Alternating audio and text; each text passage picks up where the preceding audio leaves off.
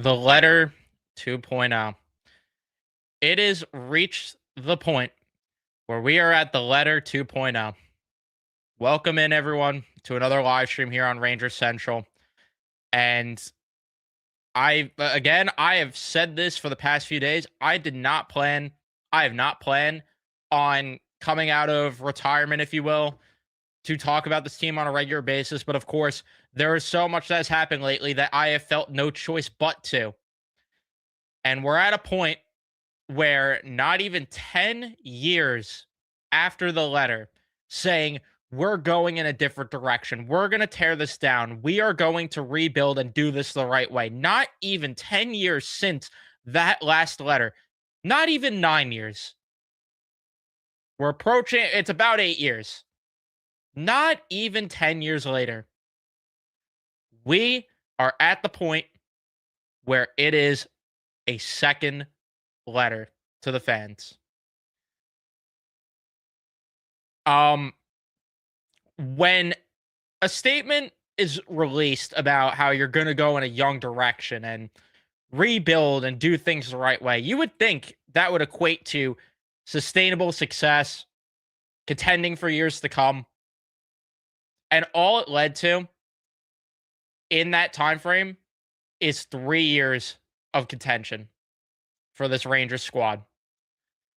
But in case you missed it, in case you're living under a rock, here is the letter that was released today from Chris Drury. A message from Chris Drury to our fans, which when I saw the Rangers tweet that Chris Drury made a statement, I'm like, oh boy, what the fuck do we have here? He says, we wanted to take a moment to connect with our loyal and passionate fan base. Oh, didn't you? We know and feel your disappointment with how the season has gone to this point. We are just as frustrated and want nothing more than to deliver an on ice product you can be proud of. It's what drives us every day. No one in the organization is happy with what has transpired from management to coaches to players over the last few years. We've had some successes and moments to cherish, but ultimately it was not the end goal.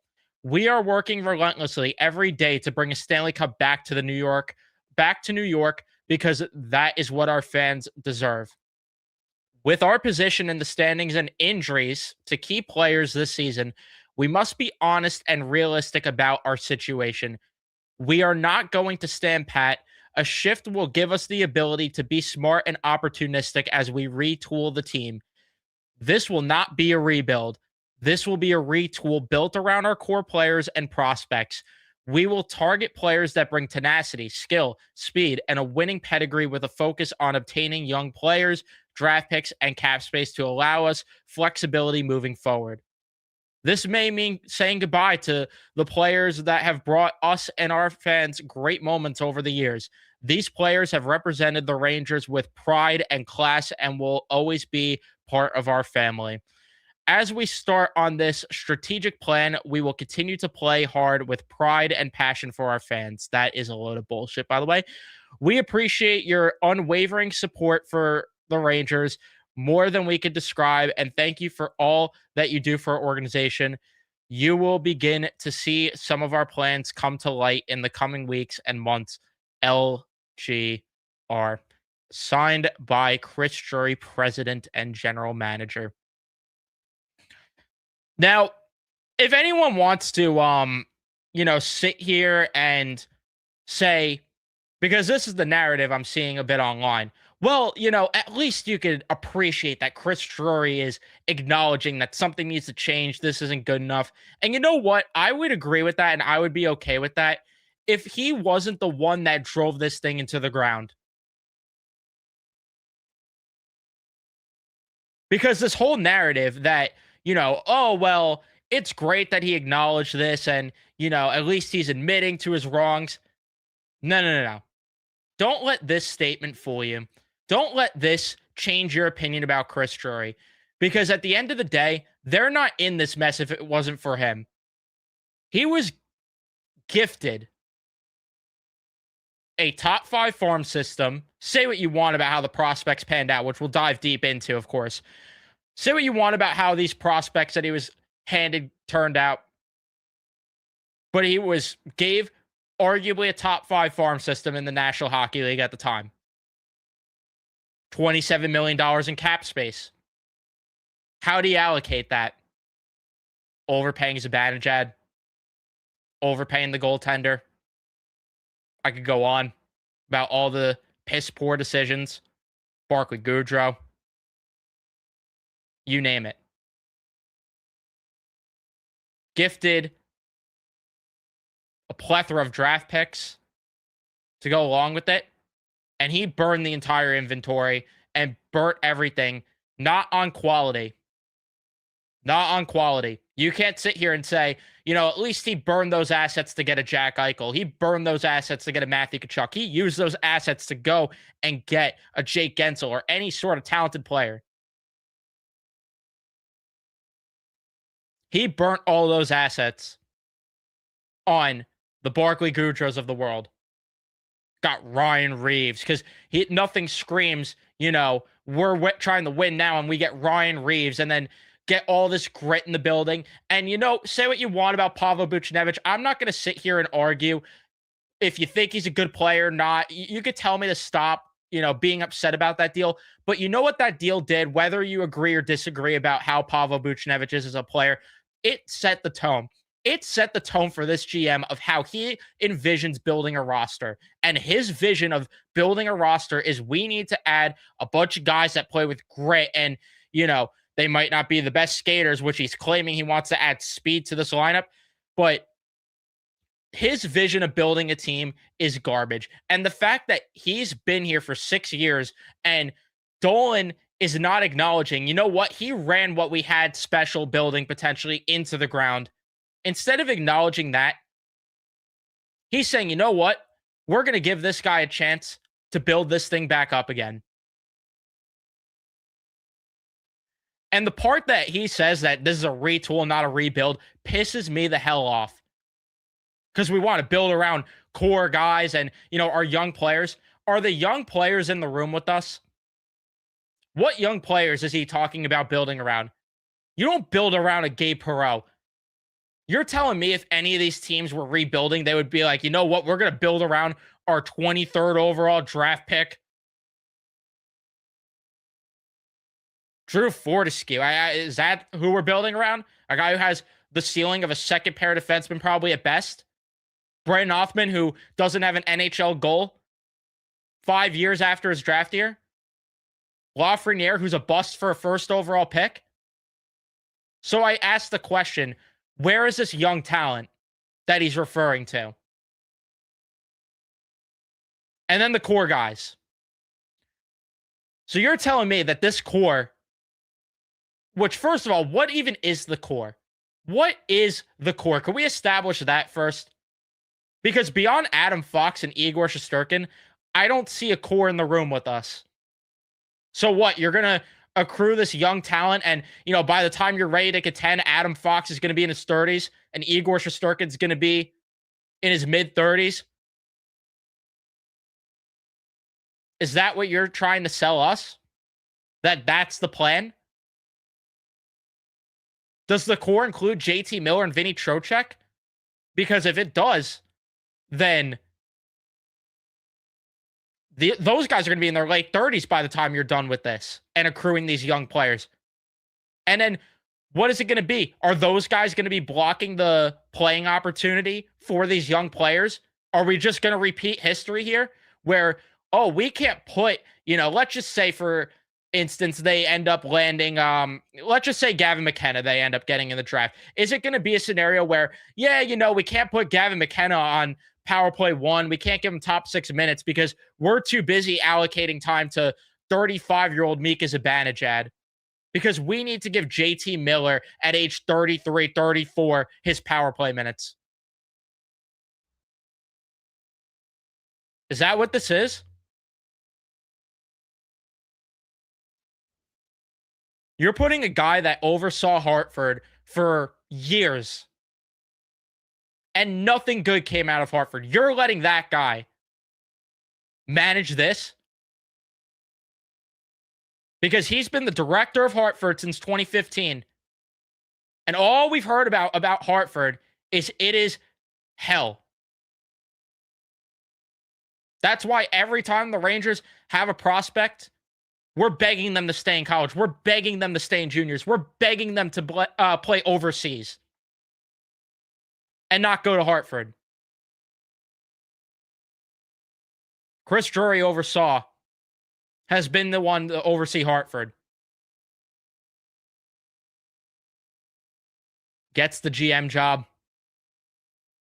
Doesn't fire the player development staff. Keeps those guys around. And the sad part is, say what you will about Jeff Gordon and John Davidson's drafting, Chris Drury's drafting has been worse. He's been here for 6 years now, and Noah Laba's your leading point scorer out of the guys that you've drafted.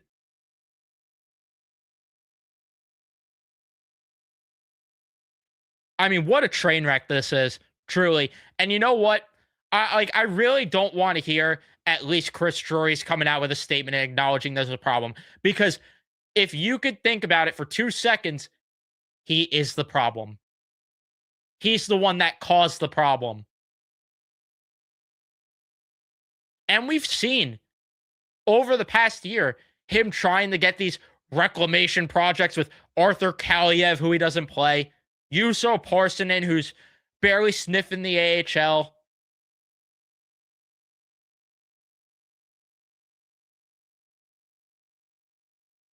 I mean, I'm telling you,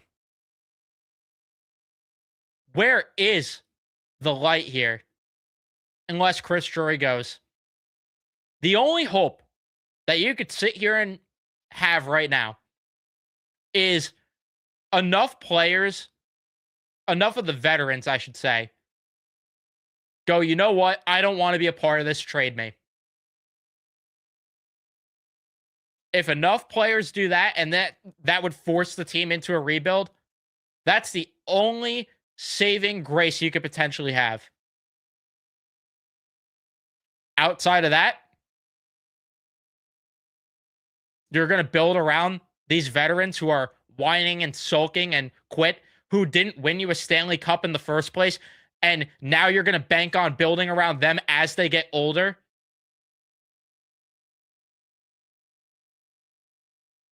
That's what you're doing? That's your plan?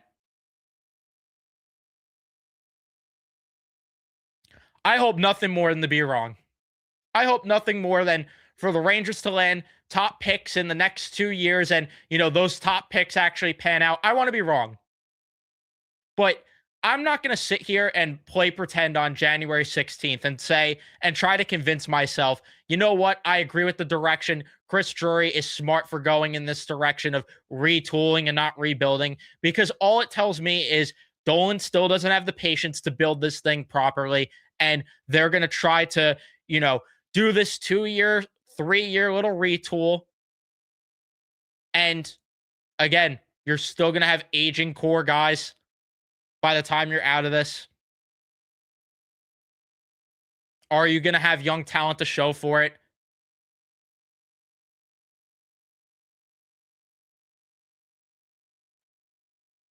I don't know. I really don't know what to say other than I'm just disgusted that this is where we're at. And it's a shame. It's truly a shame. Because I want to be sitting on my couch, sitting my fat ass on the couch at 7 p.m., excited for puck drop. Or better yet, I want to be excited to go to the Garden and watch this team play. But what's the excitement when this is the guy at the helm? He drove this roster into the ground. His idea, and you know what? This is the other thing that needs to be documented or cited as well. Think about this for a second. The past 2 years, he tried to tell us that these squads are competitive. These squads could bring us to the playoffs. Not only that, but win a championship. So even going in this retool direction, if he comes out of it and builds a competitive team, what's his idea of a competitive team? Because he tried to sell us this year and last year that those are competitive squads.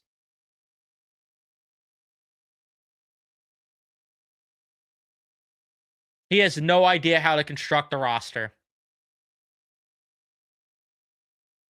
So this notion that, you know, again, I'm going to repeat the point here. This notion, this narrative, whatever, that, at least they're going in a young direction. At least they acknowledge something's wrong.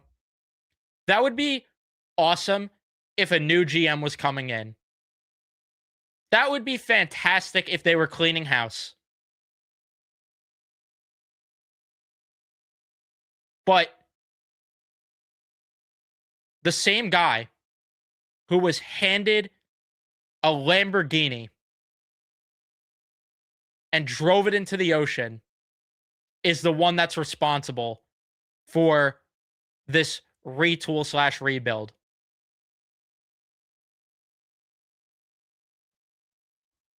And then, we see the reports that he wants to go out and get a young superstar player in his 20s. I challenge you to tell me what offer they could give to get a Jason Robertson or whatever young superstar they're thinking of. I challenge you to give me a reasonable offer. Don't give me Alexi Lafreniere headlining a package. Don't do it. Don't do it. Because why would a team trade their superstar player for an overpaid Alexi Lafreniere who has proved nothing in this league? So don't give me that. Don't give me Braden Schneider, Gabe Perreault. None of that. Don't give me any of that.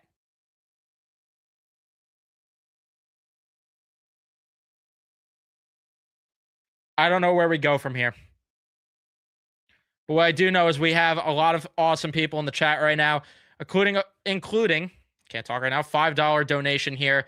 Glad to see you back, at least for now. Chris Shorey cannot be serious. Stop the endless retool and just rebuild. This is the point. And thank you for the $5. This is the point. Is they just attempted this quote-unquote retool as well by trading for JT Miller and, moving out Chris Kreider, moving out Jacob Trouba. They already started doing this little mini retool, if you will. And what have we walked away from it with?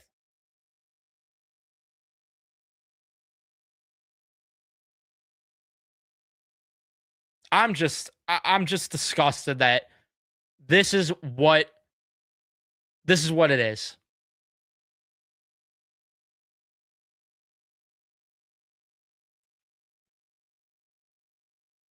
It's frustrating. It's very frustrating to see this be what it is. And here, this is the direction with this GM.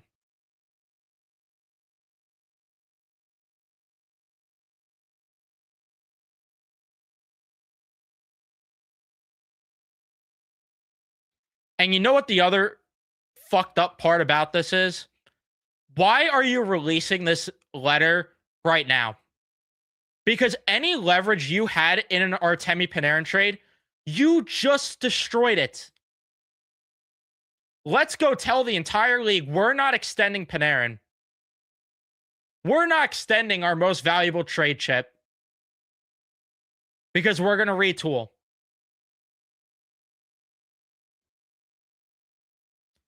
So you tell the fan base that, but you also told the entire hockey world, yeah, our most valuable trade chip, we're not going to extend him. You could have him.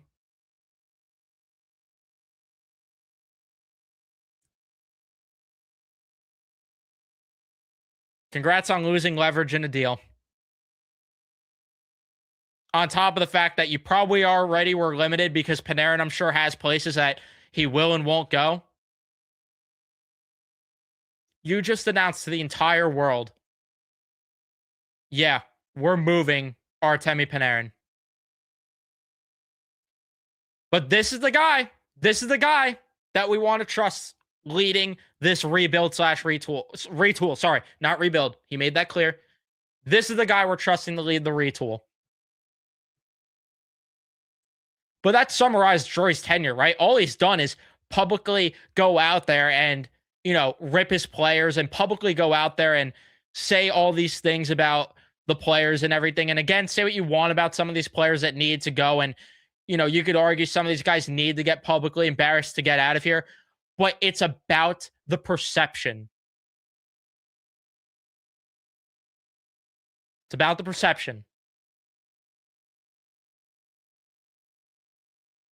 And all they're doing is urinating all over themselves.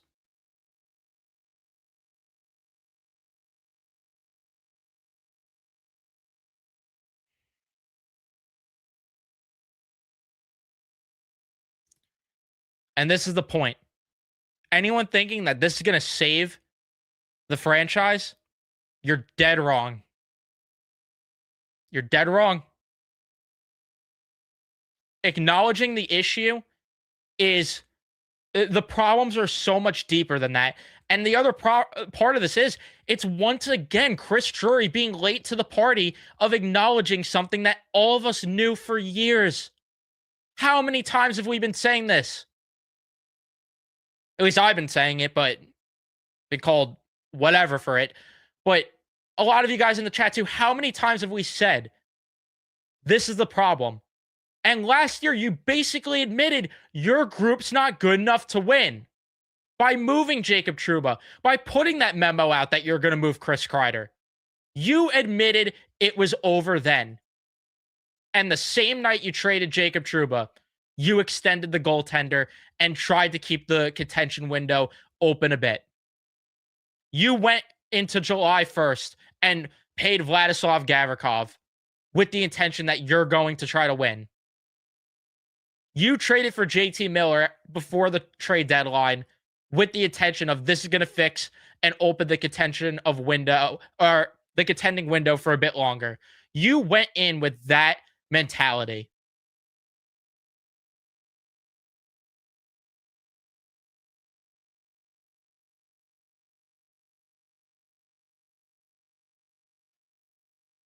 It's sickening. Absolutely sickening.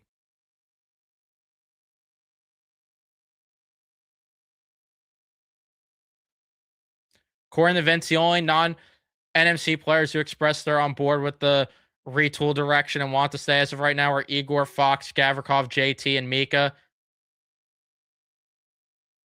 Interesting that Trocheck's not in that mix. And this is the problem, is that, yes, step one of the thing, because I've said it before, I'm not going to sit here and lie and say I haven't said it. I've said for how many years now as well, I could get on board with, as long as there's a direction and a blueprint, I could get on board with it. But it can't be Chris Drury to do it. It can't be.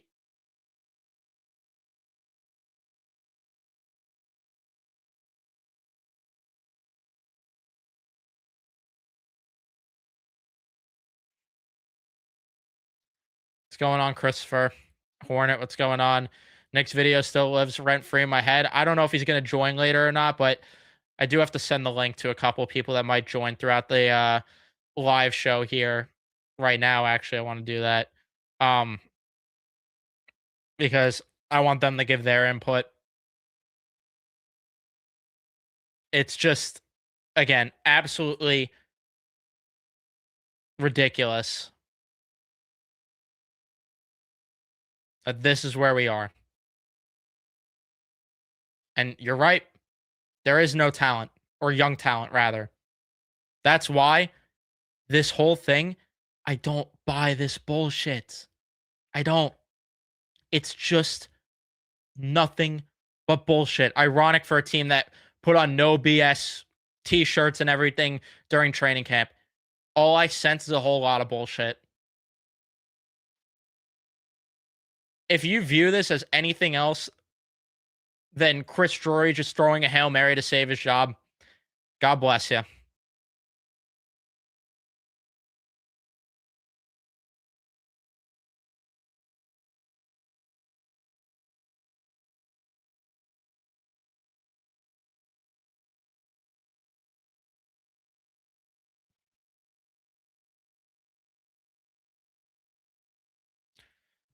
The only thing is, sorry, wrong comment here. The only thing is with this comment, who are those guys? Who are those guys that get moved? Because to me, outside of Artemi Panarin and maybe Vincent Trocheck, I don't know who else you're moving. I really don't know who else is getting moved off from this group.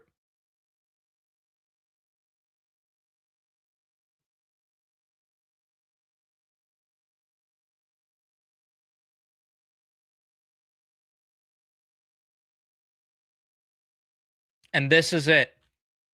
He built a roster that all of us knew was not actually a contender. We knew it.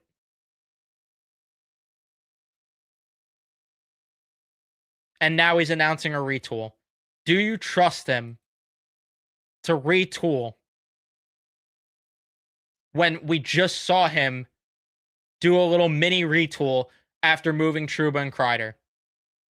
And this is what the quote unquote contending product is.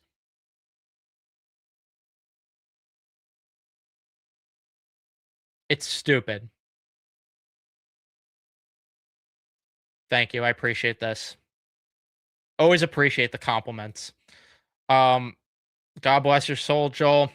Lav's value has gone down 2 years late. And this is the thing. Again, Chris Drury, he's always late to the party. He was with acknowledging there was an issue. And he sure as hell was with all these players that he's valued over the years and everything. Nonetheless, we do have Matt. I don't know why it keeps doing that every time I bring you in, but Matt, you were just on Big Apple Hockey Stream. We were both on there for a bit. More thoughts? Any thoughts that you said there that you want to repeat here? Well, it's another day in Rangerland and more bullshit as always, because this organization, this franchise, is a complete dumpster fire and they don't know what they're doing. I mean, this letter, when it came out, when it dropped and I sent it to the group chat, I laughed because it's just it's so stereotypical of this organization to do it.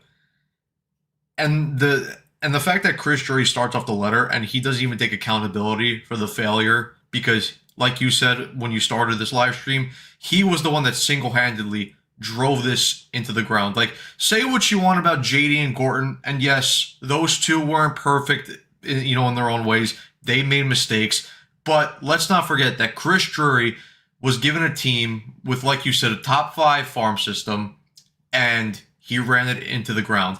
The players he brought in from his first offseason in 2021 to now, how many of them have really worked out? None of them. And even in this letter, right, the quotes that you want to build around your core and you want to build around your prospects. So you want to build around your core of, okay, fine, say what you want about Igor Shesterkin, good goalie, but his contract is going to hamper you. And by the time you are done with this quote unquote retool, right? Because they're probably going to take like a 2 to 3 year plan, right? He's going to be what, 34, 35 on that type of deal. Adam Fox, we already know that he has his own injury concerns with his knee. He's going to be older. You have Captain JT Miller, Captain Fantastic, who screams yeah all the time. He's going to be older, and his production's already started to take a dip. And we already know that he's not a leader in the first place. So great, and a guy, like I've said before, that has been thrown out of multiple locker rooms because he's been viewed as a cancer. Great. You want to build around Mika Zibanejad, a guy who has shown that, okay, yes, he's had a decent bounce back year, but again, a guy that has shown throughout his career as a Ranger, he has disappeared come playoff time, and whenever he's come up against elite number 1 centers like Alexander Barkov in 2024, he's been shut down. And then the young prospects, who apart from Gabe Perreault is viewed as a top-end prospect in this system. And even with Gabe Perreault, listen, I hope that Gabe Perreault can become something, but he has his own flaws. He has his own red flags. Like we always say, his skating and his ability to not be able to play drive, that's always been a major concern. And then you look at other guys like True Fortescue. Okay, sure, he could be a nice little bottom depth defenseman, but That's who you're building around. Malcolm Spence, who, okay, maybe he might turn into something, but just going off Drury's, track record of drafting guys in the later rounds and drafting guys to begin with, you trust he's going to develop into something, along with the fact that this developmental staff doesn't know what the fuck they're doing. EJ Emery, like I said, while we both liked the draft pick at the time, he has not worked out. So I just, again, like, it's more bullshit. And then the fact that, he has the audacity to say that this retool will be built around, like I said, the core players and the young players, and then we're going to target guys with tenacity, skill, and speed and a winning pedigree. Who have you targeted in the past since you came in here that fit under those credentials? Because in 2021, his first offseason, he brought in guys like Barclay Goodrow, Patrick Nemeth, Ryan Reeves, and Sammy Blake in return for Pavel Buchnevich. I'm sorry, but do any of those guys have skill, speed? Okay, you could argue Barclay Goodrow has a winning pedigree because he won back-to-back Stanley Cups, but did he play a major factor in those back-to-back Cups? I mean, I'm pretty sure for one of the Cup runs, he only had one goal. Like, seriously? And then on top of that, he brings in guys like Ryan Carpenter, Nick Bonino. Again, Nick Bonino won 2 Stanley Cups at Pittsburgh, but by the time he got Nick Bonino, he was already past his best and old and decrepit. You brought in Blake Wheeler, yes, because that really talks about speed and skill and winning pedigree. I mean, it's a joke. And then again, targeting guys like JT Miller, Carson Soucy, guys, viewed as locker room cancers, really. I mean, and then not to mention on top of that, but then when we go ahead and look at, last year when they started trading away guys like Lindgren and VC, like let's not forget, Drury had, targeted guys like Juuso Parssinen, Will Borgen, Carson Soucy for years now. So if that's the guys who you are targeting back then, what tells me that, now or in the next couple of years that you're going to be looking at different guys, or at least guys with higher upside? I just don't see it. Like I said, I think this is just one big whole, word scramble to try and take the pressure off Chris Drury. But you know what? If this fan base was smart, and I know a lot of people in this fan base aren't the smartest, the momentum and the pressure should still be on Drury's head. But it won't happen. Yeah, and just even you look at how many second-round picks they burned. Like, they burnt a second-round pick to get rid of Patrick Nemeth. 2 second-round picks. Because Chris Drury valued Patrick Nemeth as a good hockey player. This is what we're talking about here. Tyler Pitlick. It's guys like this that Chris Drury valued and thought, those guys are good hockey players. This is the kind of talent we're talking about here. But this is a guy you want retooling the roster, apparently. Before I let Carson jump in, I just want to get to a couple starred comments. I have forced to retool because of the Igor contract instead of a rebuild, and that kind of ties in with James Marshall saying, what choice do we have? The choice you have is to admit we're not good enough no matter what, and we have a barren prospect pool. We need to do a full-on rebuild. We need to trade even down to the studs of Adam Fox and Igor Shesterkin. That is what they should be doing, not this 2 to 3 year retool where we're going to try to turn things around quickly and microwave a chip. That's just not how you win in this league. And I don't know how many times I've had to say this over the past 3 days or whatever it's been since I've been live streaming again. You need to build through the draft. You can't build through free agency. You can't build, unless you're Vegas, you can't build through reclamation projects. And the only reason Vegas was able to do it is because all 29 other GMs, all other 30 GMs gifted them young talent, and then they had the resources to get a Jack Eichel because of it. You can't do it that way. You need to go through the draft to get your McKinnons, to get your Makars, to get your Rantanens, your Landeskog's. You need to go through the draft to get your McDavid, to get your Draisaitl, your Barkov, your Ekblad, your Huberto, which allowed you to get Matthew Tkachuk. You have to build a team a certain way. And as much as people say, because every time a cup winner, it's like, oh, let's model our play style after it. That's not the formula you need to follow. The formula you need to follow is the same one that every team does. And it's like what Statboy Steven said yesterday when we did the live stream with him and Big Apple Hockey. A rebuild's not always an answer, and it's not always going to work, but you don't win unless you go through a rebuild. But Carson, I'll let you jump in.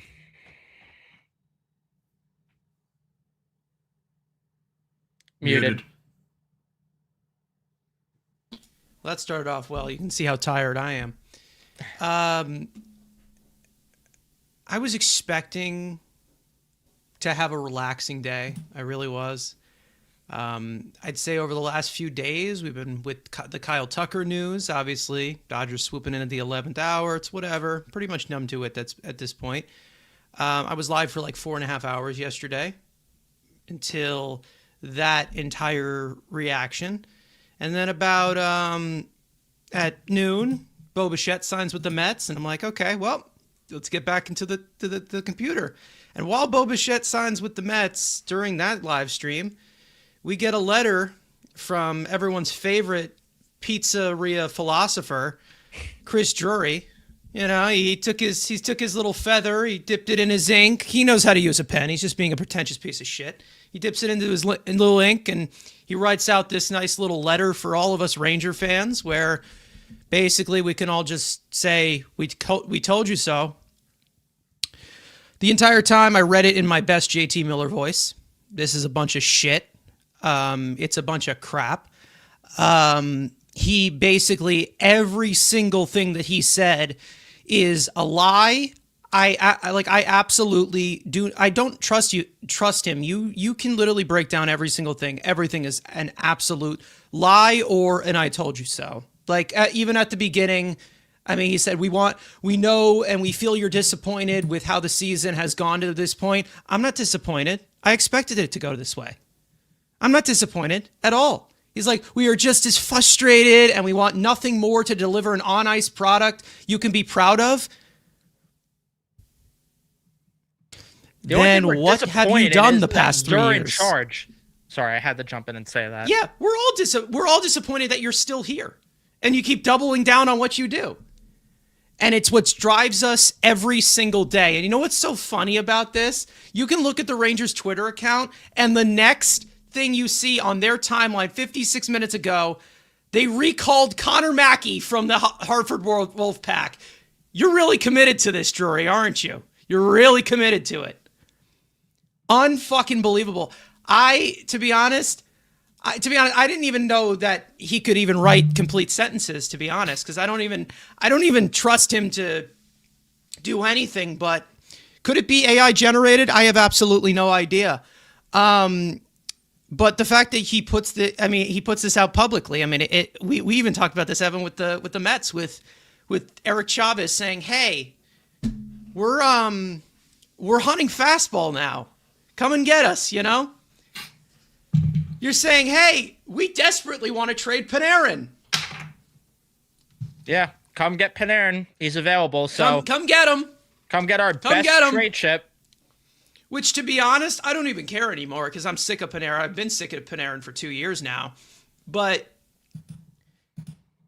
it's hilarious how delusional, how egotistical, how just completely is pretty much Eric Chavez. Yes, to be honest. It's worse because he's manning the ship. Yeah, it's worse because he's manning the ship and he's not just, touching players inappropriately on their nipples. But the thing is sorry, I'm sorry. Hey, you get me to a tired state, I'm going to say some stupid shit. But the thing is that to us that knew how this was going to go and how this was going to proceed, if you continued to put a Band-Aid on a bullet wound, and you continue to try and rebuild and extend this window when this team wasn't good enough, it's insulting to think that he thinks we're this stupid. It's insulting. But I don't think it's insulting to a majority of Ranger fans who actually do believe that they'll continue. You've had 6 years of this guy at the top of the helm, proving that he is not worth it. Proving that he has absolutely nothing. He has absolutely nothing. Sorry, I want to apologize. I want to formally apologize for that statement. He is showing that he's absolutely nothing but useless. He panics. He's overzealous. And his thought process is completely outdated. And all he is a fucking dinosaur. And he surrounds himself with a bunch of yes men and dinosaurs who say, hey, Drury, you're doing a good job. Yeah. And the yeahs are so loud that they go throughout all of Madison Square Garden. Not even just the arena, but the concert. That's how loud it is. They say, yeah, Drury, you're doing such a great job. Enable what you're enabling. It's unreal. These comments Unreal. are killing me. But just to get some more starred comments I have, I want to address this one because all I could simply say is this team's never winning a cup then. It's really that simple. If they can't do it the right way, and, this is the mentality that, we can't develop talent, so what's the point in rebuilding? Then what's the point of even having this team in the first place if you're Dolan? Why even own this team? I have the most predictability, I'd think, out of all the front offices of any of my teams. I'd say I have the Rangers wrapped around my head. Let's just say that. You know what I mean? Like, I know exactly how that is going to end up playing out. He is going to somehow, I don't know how, maybe because he works in the mafia or something, he's going to convince other teams to take on the full contracts of some of these guys he's going to offload. He's going to acquire middling talent at best. Maybe they'll get a draft pick. They won't develop.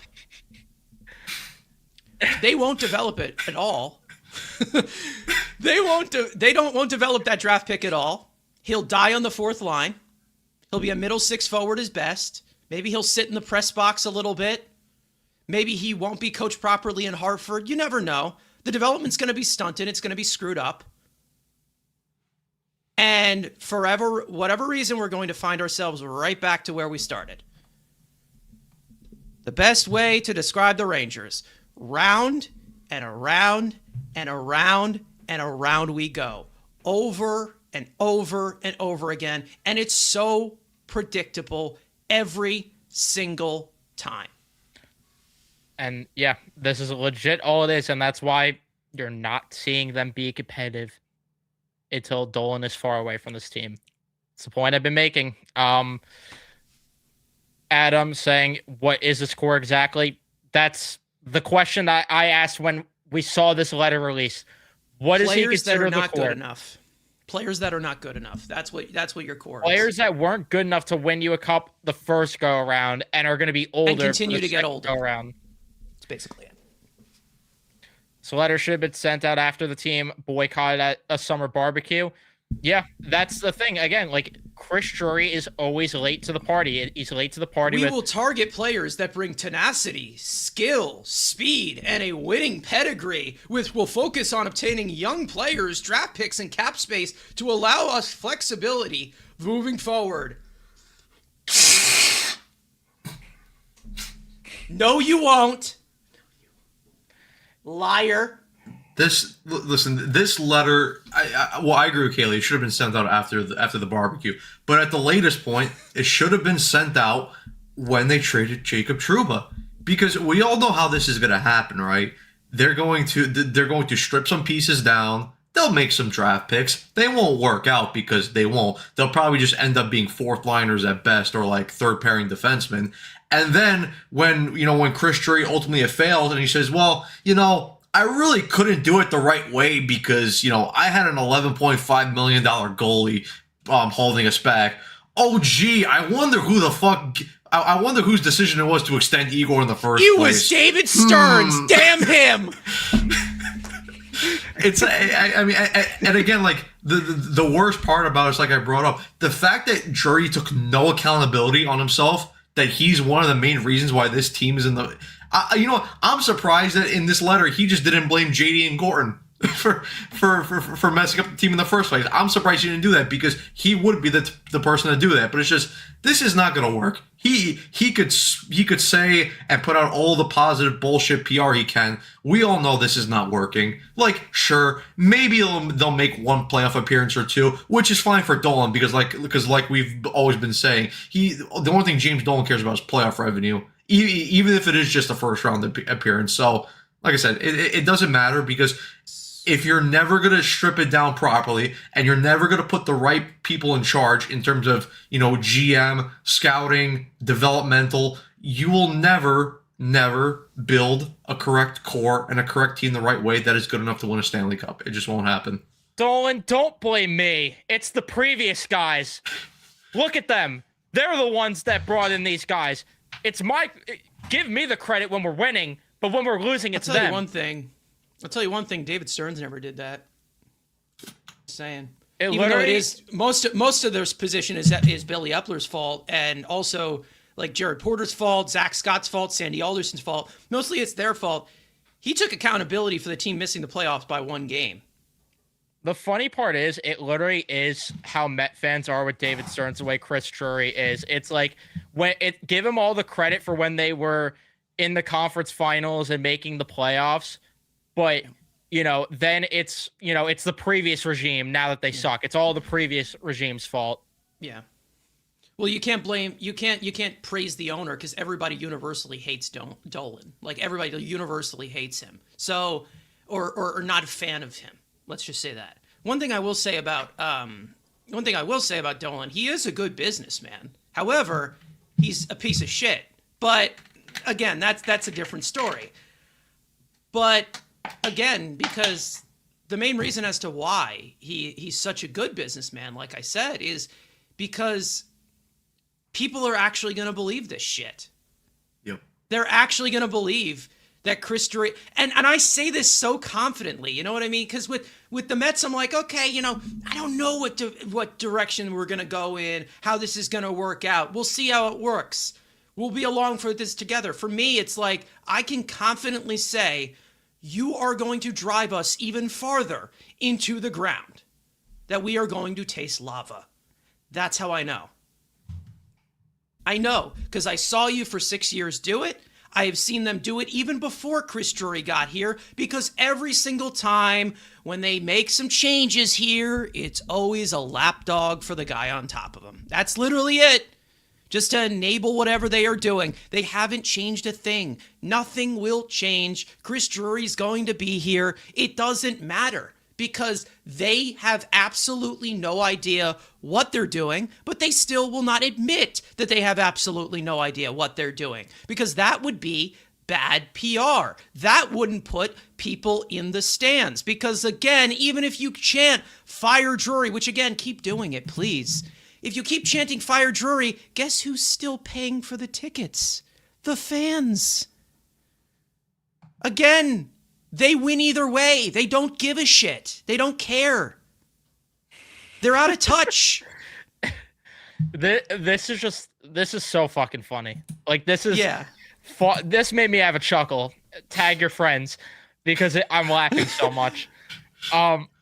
Thank you for the $2, by the way, NG. Chris Drury finally figured out how to use ChatGPT. He figured out as well what a computer is. It doesn't know how to use it to evaluate players, but figured out with that.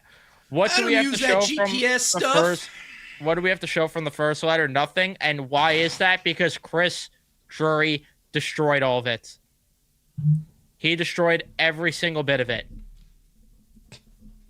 And the worst part I brought up, like on the Big Apple hockey point, at least with the first letter, at least there was some semblance of hope, right? Because, you know, maybe we looked at it, I'm like, okay, you know, they're in a spot where they acknowledged that the past core, you know, it went past their best. They didn't win a cup from 2011 to 2017, and they're like, fine, we're gonna make changes, and they started off decently. You know, maybe they didn't make the best of trades, like the JT Miller Ryan McDonough trade per se. They kind of screwed that up, but some of the draft picks, it's like, okay, at least I can see something building. But then, of course, because the James Dolan way, whenever a superstar talent comes along, we have to automatically divert from the path instead of sticking to the core principles.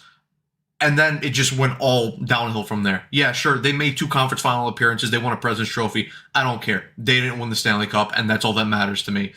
But then with this one, it's like you dug yourself into a hole, and there is no hope because look how many poor contracts, look how many aging veterans you're tied down to. And oh yeah, you have little to next to nothing in your prospect system apart from Gabe Perreault, who, like you said, Evan, at best, he's like a second line winger. Or maybe he's like a first line winger, but on the lower end that is not a play driver. How are you building anything around this? It just doesn't make sense at all. And I tweeted that out a week ago. Like I brought up on their stream as well, at least they started to admit that there were issues as well. Like when they traded Stepan and Raanta. And again, say what you will about Tony DeAngelo and, you know, them picking Lias Anderson, but at least they were able to acknowledge, okay, we have a problem here. We need to start to get younger. And they still had like their Buchneviches in the wings, and, you know, they get Jimmy Vesey out of college, which again, say what you will about what he became. But at the end of the day, at least there was hope and a silver lining there. With this, I mean, what is the young talent waiting in the wings here? There's nothing. There's nothing. Drury and it's given, bullshit that he's trying to sell us this. Drury was given gold and he just lit it on fire. That's basically what he got. I mean, before this even came in, I mean, let's be real for a second. Like as generalization, like put this as general as we can. Again, I am tired. I am slurring words here. As general as we can. He 6th round goaltender, Igor Shesterkin, right? Adam Fox wanted to play for you. Artemi Panarin chose to sign with you through free agency. You got all of these trades through, what was it, the Brassard deal, the Nash deal. You got all of these pieces for that. You got the number 1 pick, the number 2 pick, the number 9 pick, and you still found a way to shit all of it away. All of it. Not one thing has gotten you. The best that has come from it has been Artemi Panarin. Artemi Panarin, that's been the best thing. The best out of all of it. And you know who was overseeing, I brought this up at the start of the stream, you know who was overseeing the Hartford Wolfpack during this time where Jeff Gordon and JD were here? Chris Drury. And what have we heard about every single time? What have we heard cooking up his pizzas. What have we heard about every single time a player goes to Hartford? It sucks. It's miserable. They hate it. I mean, we've heard stories about Kravtsov. I don't want to bring some of it up on stream, but there's been so many stories about how players hate being in Hartford, and he was the one overseeing all of it. Say what you want about some of these prospects that didn't pan out. You could say, you know, it came down to them at certain points. That's fine.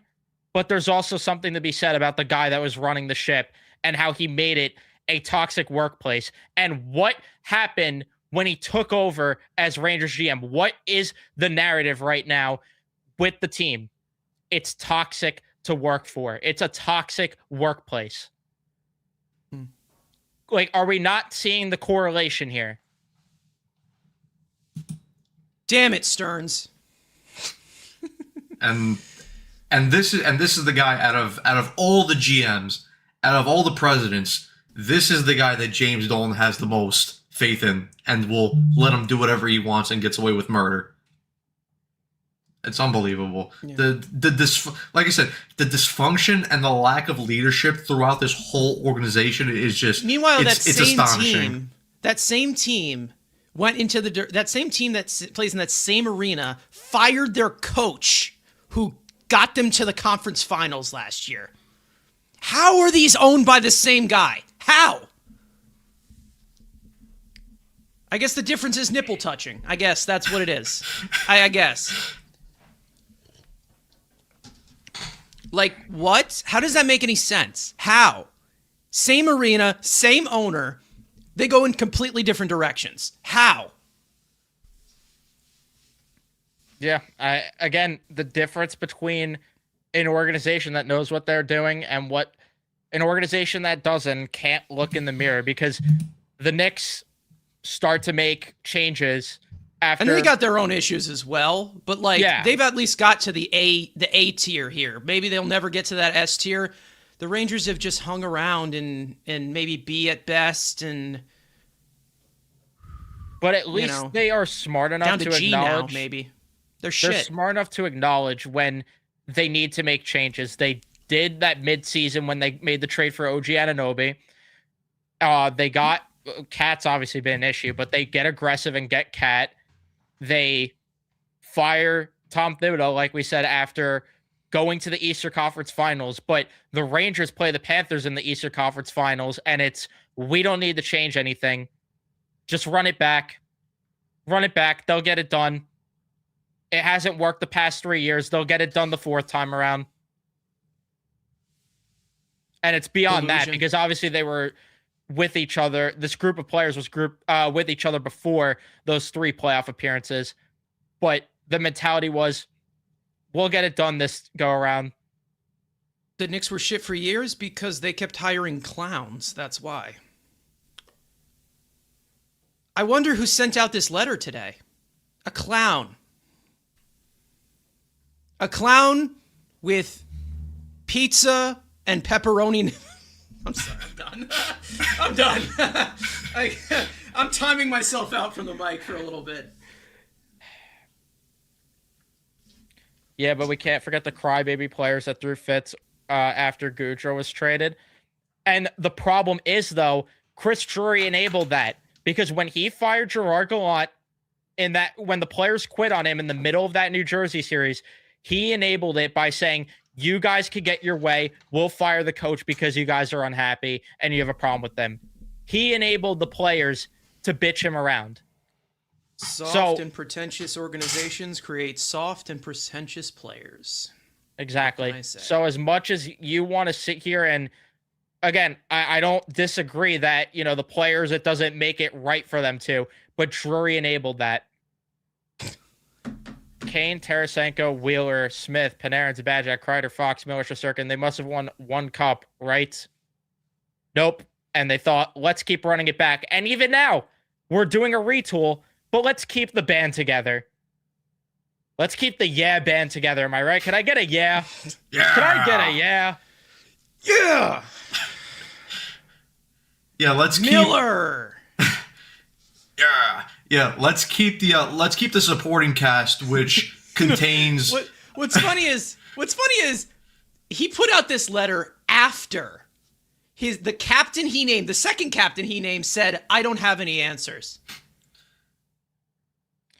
Yeah, but it's just like, let's keep the band together that includes a cancerous captain that's been kicked out of multiple organizations, his stake cutting buddy in Vincent Trocheck, Adam Fox, who is still good, an overpaid goaltender in Igor Shesterkin, crybaby whiny bitch in Mika Zibanejad. Yeah, and let's keep Igor who needs mental breaks every fucking 6 weeks. Let's keep all of that, but the supporting cast is the problem. No, and listen, don't get me wrong. The supporting cast is the problem, because guys like Taylor Radish, Matt Rempe, and other guys, Carson Soucy, Will Borgen, Brady Schneider, all those guys are shit. Yeah, but your core is not good enough. But let's keep those guys. How? Wait, hold on. No, Kaylee's right, actually. How can he put out such an awful letter about this after we won the Coco Cup? Yeah. I'm still laughing. I was gonna make a Mika joke because he won the MVP, but I didn't want to get Evan thrown off this platform, so I'll just keep it to myself. Type in the private chat. I'll type into the private chat, I guess. Yeah, why not? I'm laughing still at you saying steak cutting, buddy. It's just so. Again, that's why nothing is going to change, because Drury basically admitted to you the same group of players are going to be here we're just filling around the edges with younger talent. Nothing's changing. Except Panarin's going to go. It's like if your boyfriend or girlfriend cheats on you, but somehow end up apologizing, what makes you think they're not going to cheat on you again?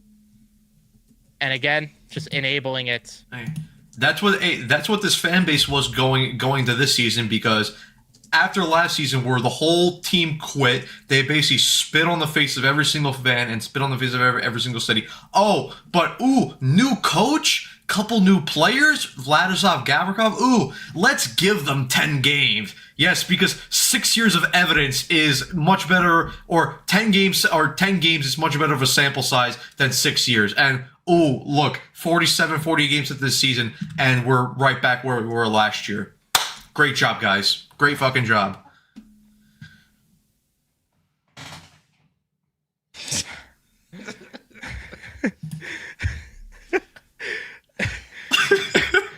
When Panarin leaves, this team is going to have even more unwatchable games.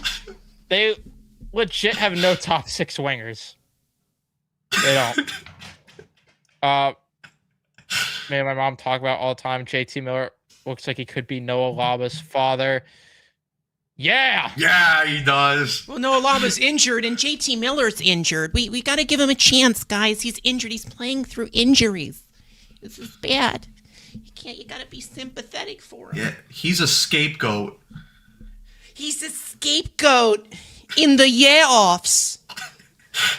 I just want to bring up this comment because it's not even this, because to be honest with you, Mike Sullivan should have seen this coming. Yeah. But Probably, yeah.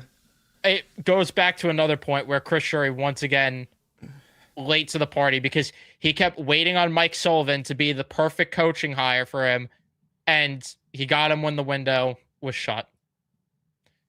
So we are officially the Sabres. Yeah. You could argue it might be worse, because at least the Sabres actually might make the playoffs this year. So you could argue Sabres actually hit on some of their draft picks too. You see, here's the problem. The Sabres actually can develop talent. They just had a dumbass who traded all those guys away for basically scraps. So at least they're better where is than us. He now? Who? Oh, they fired him. Oh, wow. Yeah, he's gone.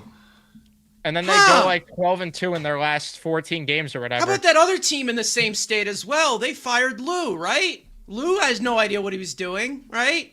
And now they're in a better direction. That's so fucking weird. But with us, we're a family, okay? We are a family. We do barbecues every week, okay?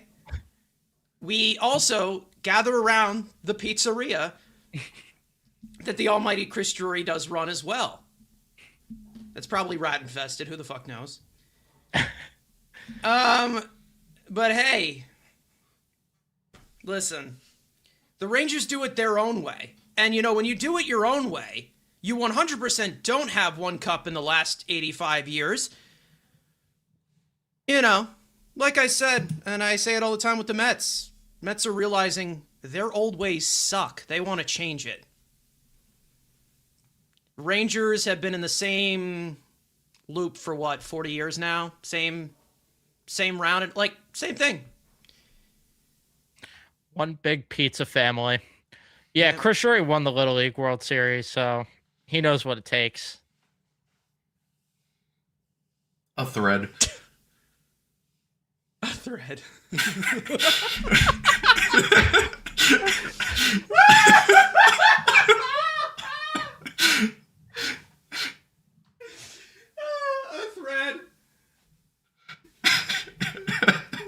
Here's why it gets better from the Little League World Series. Come all the way up. After something happened with a grizzly bear, here's why. After something happened dark deep into the woods with a grizzly bear. With the lights off and no touching. No tickling.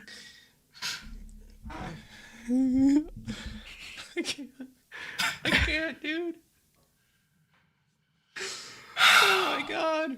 The Pizzagate. Hey, listen, we were regular season champions 2 years ago. I don't know what we're complaining about. We just won 2 years ago. There's a banner and everything.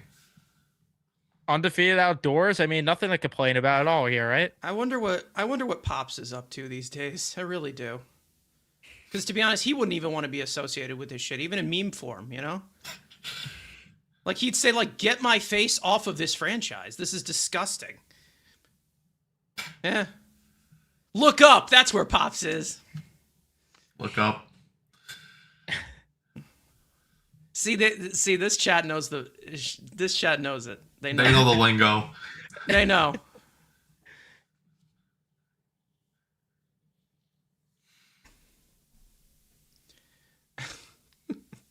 Sam Carrot can't go. The whole team uses his maple syrup in their coffee. I actually respect Sam Carrick, to be honest. Not gonna lie, I respect him. He's And the then only he's one who gonna be plays the one with to go. actual heart. He's gonna be the one to go Probably would because be. he's Yeah. not He's part of he'll the be core. he'll be the scapegoat, and then I'm gonna go on Twitter and record with my big puffy eyes, and I'm gonna get pissed off. I gotta stop. I really do. I hope Drury trades Dancing Larry. Yeah, that's a fun gimmick that we're doing still. You know. No, nothing's better than the Pavin sucks whistle still at the Garden. Getting killed by Ottawa. Pavin sucks! Yeah. Yeah. Loser fan base. When you just miss the plot too much, you know?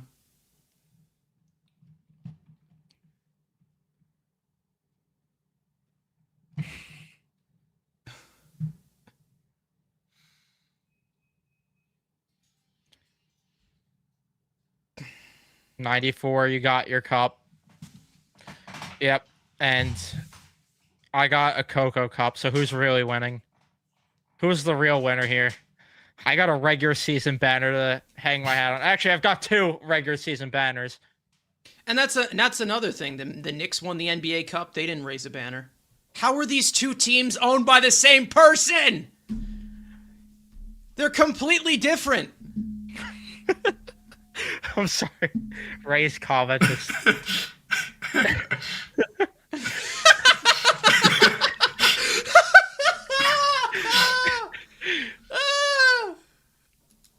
Oh my god. oh my god. Yeah, the That's Blackhawks. The fantastic. Blackhawks should go nowhere near Artemi Panarin. Well, I mean, good thing we told the entire world we're trading him though, so we could get as little back as possible. So good thing everyone knows.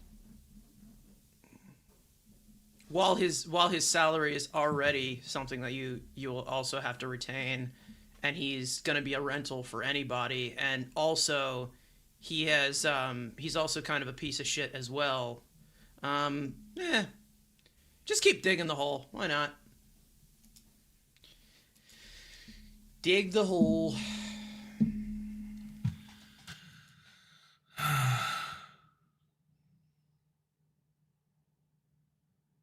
Dolan will pipe in "We love Drury" chants over the PA to drown out the fire Drury chants. He would. Ban from the Garden. No, ban anyone who chants it. He was doing that with the Knicks. He was banning people from the Garden for saying "sell the team" and chanting it at him. I still don't even think he allows Charles Oakley at the Garden. Still, shit's crazy.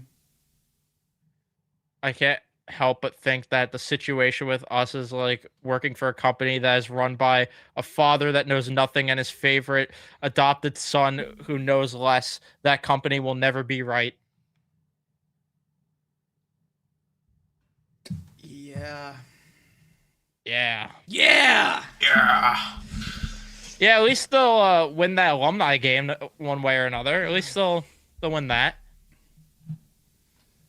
I'll be back in a few minutes. You guys keep up with the chat. At least, listen. At least the guys that play in the alumni game. At least those guys, they play the game the right way. They have heart. They have talent. Because like a 55-year-old Brian Leach, he's fucking better than Carson Soucy, better than Will Borgen. Jim Dolan is 70 years old. We got at least a few decades left at minimum. Yeah, whatever. It's the same shit.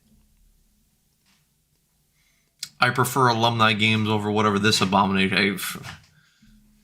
Listen, I rather fucking watch beer league hockey than this team play. I rather watch our fucking deck hockey games than the Rangers play, because at least our games are more entertaining. I hope Dolan is a smoker.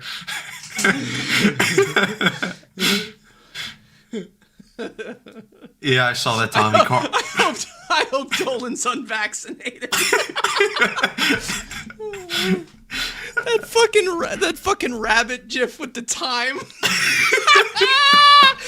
Oh my god.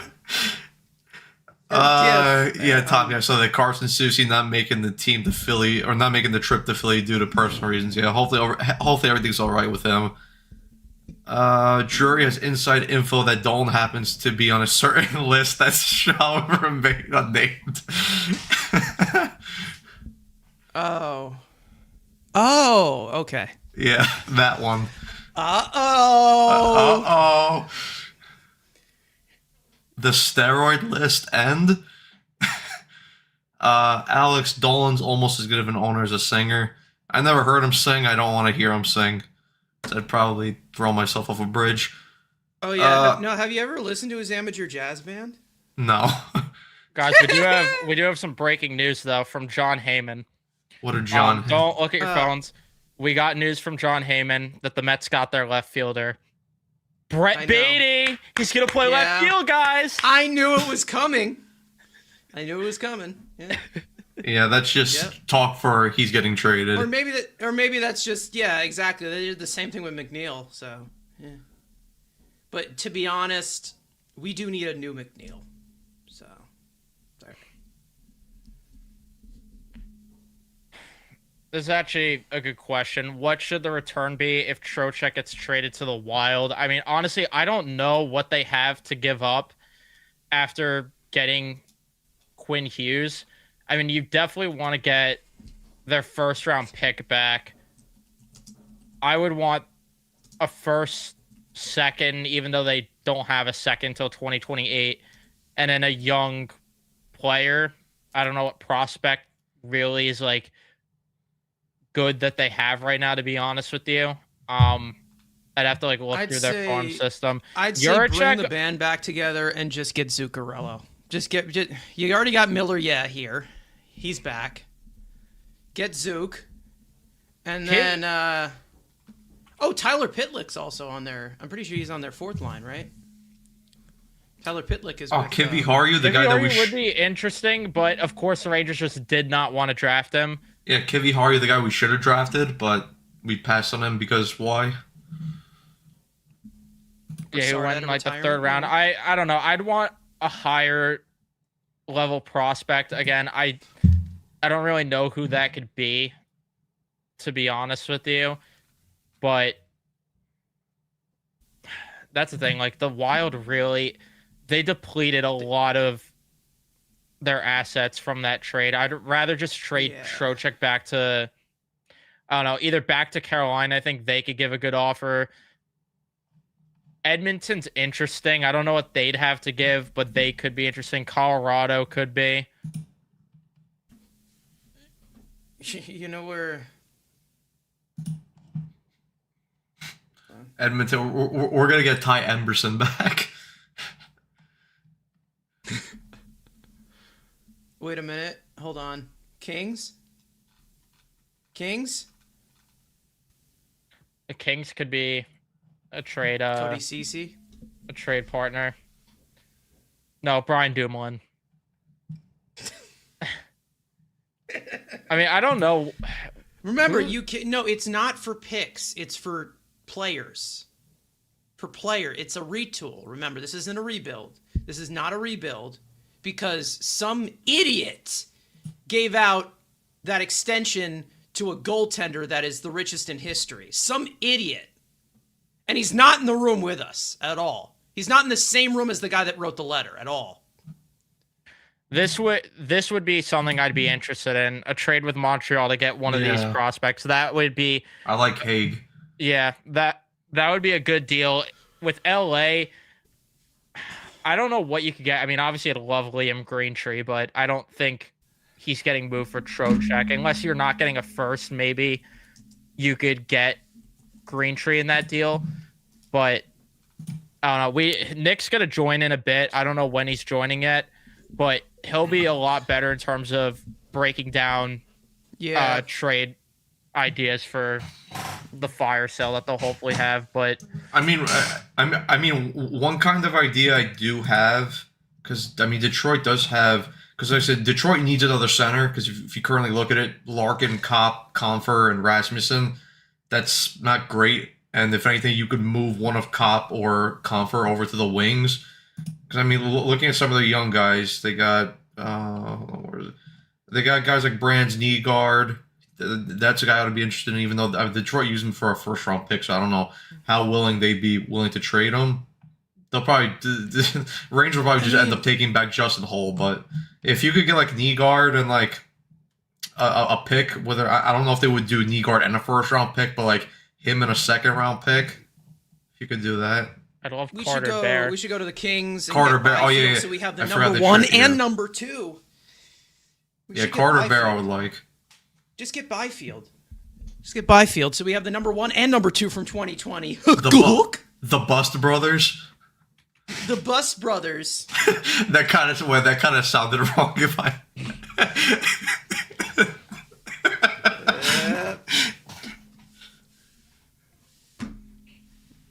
I'd say pause, but we all know we're not going to. So that's what you're on. Rangers received Barclay Goodrow forward. Yeah, I mean that was Mika's downfall when they traded away Barclay Goodrow. So I'm trying to think like Drury here. Yeah, I'm with you on this, Leo. I mean, I think that the sad part is like the most likely would probably be someone like Marco Casper, who has done. I mean, he had a solid year in 24, 25, but this year's just been a shit show for him. So it wouldn't surprise me if that's someone that ends up in that kind of trade, but I don't know. Like, that's the thing. I really can't gauge. I don't know what the value could be on Trocheck, because you look at the contract and it is good for whatever team acquires him, but I don't know what teams view him as. Like, do they view him as a number 2 center? Do they view him more as a number 3 center? Something in between there? I think it's somebody. I think it's a team looking for middle 6 depth. Yeah, I mean, it's got to be more along those lines, But because it has to be a contender, obviously. I mean, I probably would say Carolina, but and I agree with you on this, Leo. Like, I would stay away from Marco Casper, but it just wouldn't surprise me if that was the guy that they got in that trade, because why maximize a player's return? Because Marco Casper has done it in the NHL instead of getting a guy that's in junior still. Like, that would be the logic from this front office, honestly. we retool and trade player for player. I mean, look at all the great trades he has done. I mean, he got us Juuso Parssinen. You know, he got us Morrow, who they barely even use. Who else? Who else did he get in exchange for? Well, Trouba, he got us. Oh, Jaro Vakanainen, right? Will Borgen. Yeah. With our certain group right now, we're not good. Who created it? Who created it? I don't like this comparable, because Trocheck's better than both of those players, and he has the security on his contract. I mean, I know Danault has 2 years left.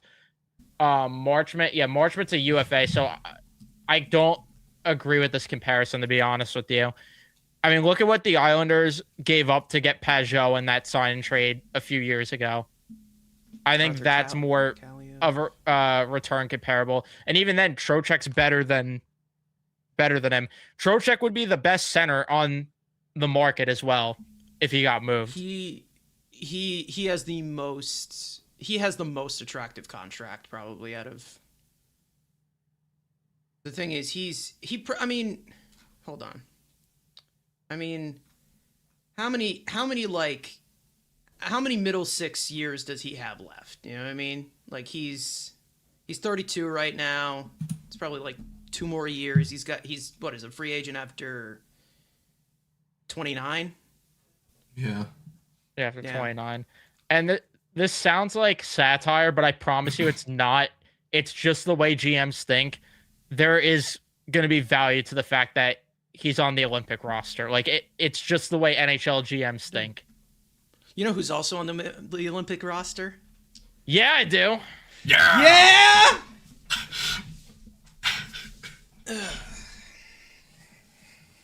Okay. Yeah, I thought you were saying that like we're overvaluing Trocheck, but no, I definitely think you could get like a first. I think it's a and a team young that needs player. middle 6 depth.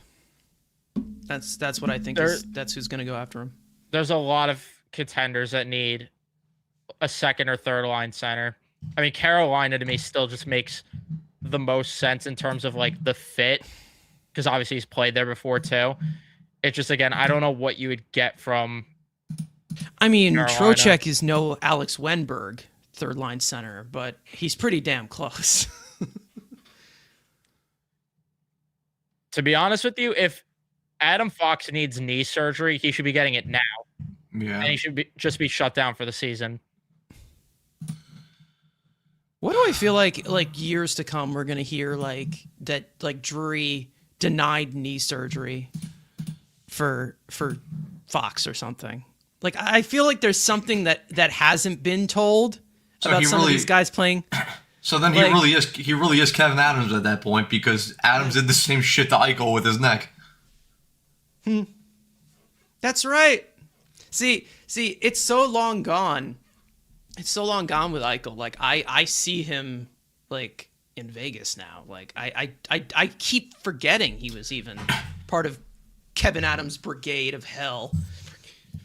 You know, because I was just looking at it. You know who is one team that is a younger team? They're and they have a ton of young talent. So Trocheck could be part of trying to help them develop as a veteran. Like I said, they need veteran presence, and they do have enough money to fit his number under the books. And they have a lot of good young talent in the prospect system. Trade him to Utah because they need a center. Because, I mean, right now, Schmaltz, Hayton are their first 2 centers, and then they have McBain and Kevin Stanley as their 3-4. They could definitely, put Trocheck in either the 2C or the 3C and then move those guys over to the wing. Because, I mean, they do have some good talent in their system. And even some good young talent on their individual roster as well.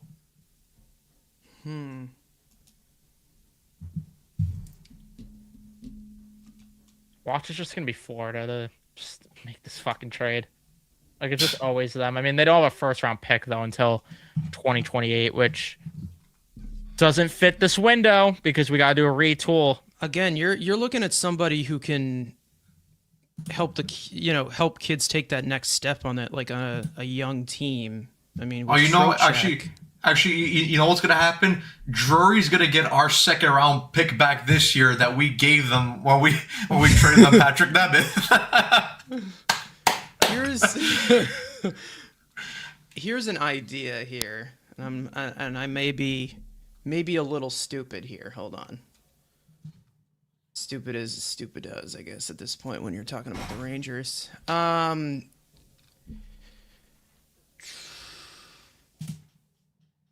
Detroit? Yeah, I said Detroit before also. Did you say Detroit? Yeah.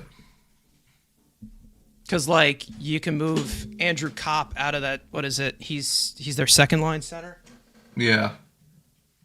I mean, Buffalo maybe could be a team interested, and they move either McLeod to the wing or move him down to the 3C spot. And then you put him between Jason Zucker and Jack Quinn. Plus, then again, you get control at least if you're Buffalo, to where you don't have to worry about a player leaving Buffalo. The only thing is, I'd imagine Buffalo's on the no trade list. Like, I can't see a world where they're not. But they would probably have the most intriguing offer because they have so much young talent in the wings. Ooh. You could bring Zach Jones back. There you go. Yeah. And then just put him in the press box. Trocheck Just to staple him Utah. to the press box.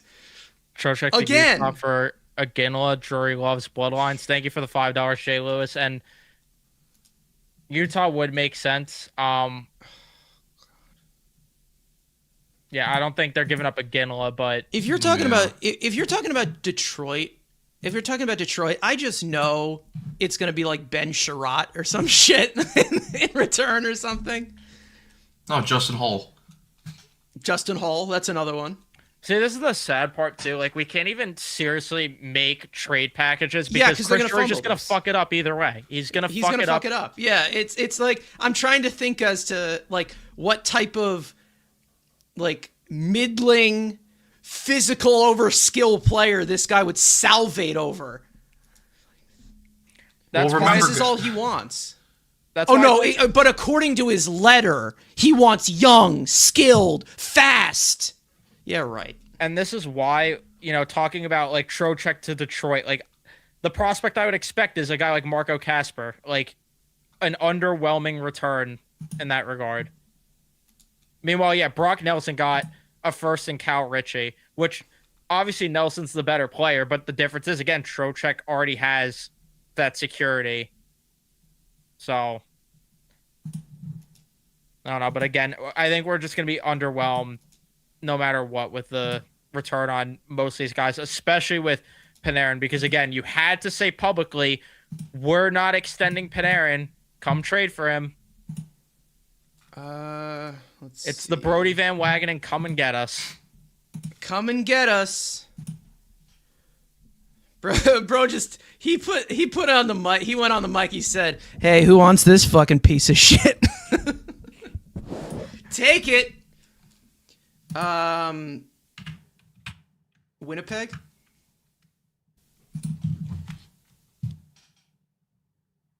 Winnipeg wouldn't trade it from.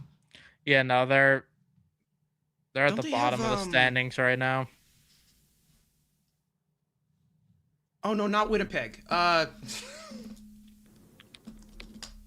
Shit. Why is it- Did you guys mention Utah yet? Yeah, I said Utah. Okay. All right. Nick. There's the legend. Gentlemen! Oh, fuck. So we got Nick in the car right now. Yeah, sorry. I'm fucking driving, so the internet's not great. No, you're good. Don't worry. So what all of you guys covered so far, besides laughing your little panties off? That's pretty much been it, honestly. I mean, we talked about how this letter is a load of bullshit and how Some people have been laughing. I've been chuckling and smirking and tagging my friends.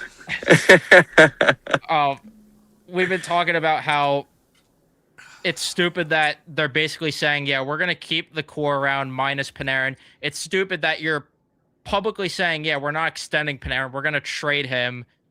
We're going to trade our best asset. So everyone knows we're trading our most valuable asset at the deadline. NHL, come get Artemi Panarin so they could get as little as they can in a return for him. Yeah, I don't know. I like, I'm cool with sending out a letter. Fine, if you want to just copy what the last regime did. But the problem is, you've kind of made it clear in that letter. It's like, you're all right.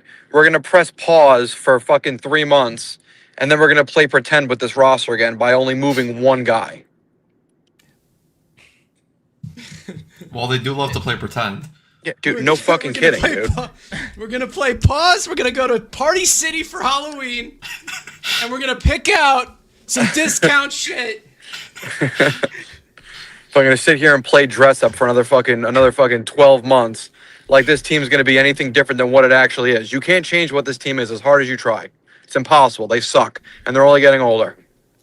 that's the thing that's frustrating, and what we've talked about pretty much the entire time is that they're saying, we're going to keep the same core guys, but we're going to supplement them with younger talent. It's like, no shit, you needed to do this, but then you're doing the same mistake that you just did with this quote unquote rebuild, where these veterans are going to block the playing time for the young guys. Yes. And you're not actually going to develop shit.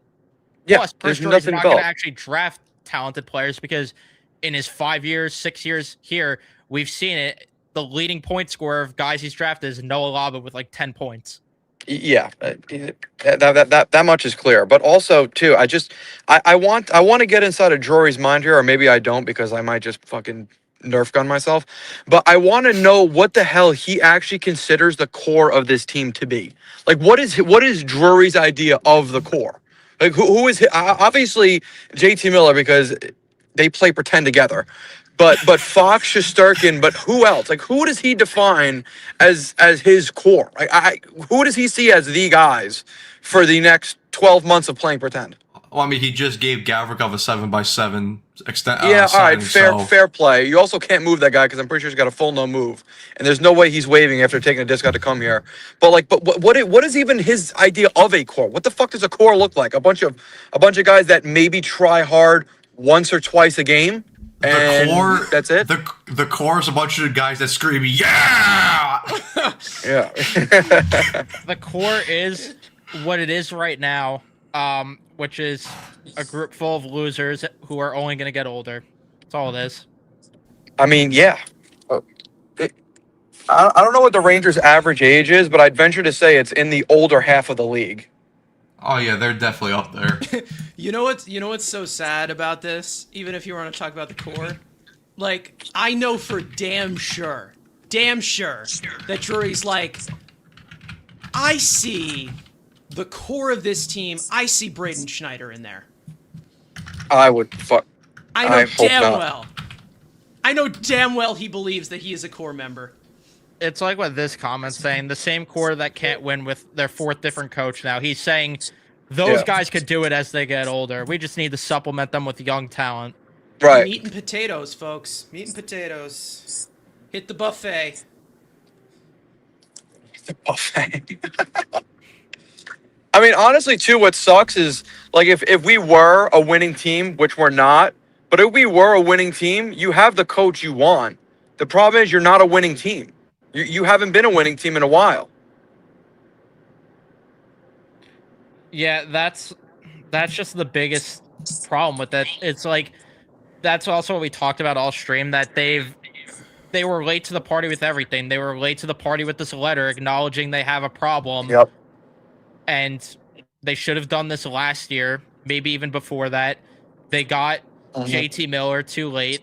They got Gavrikov too late. I mean, we could just keep going on about how many times they were late to the party.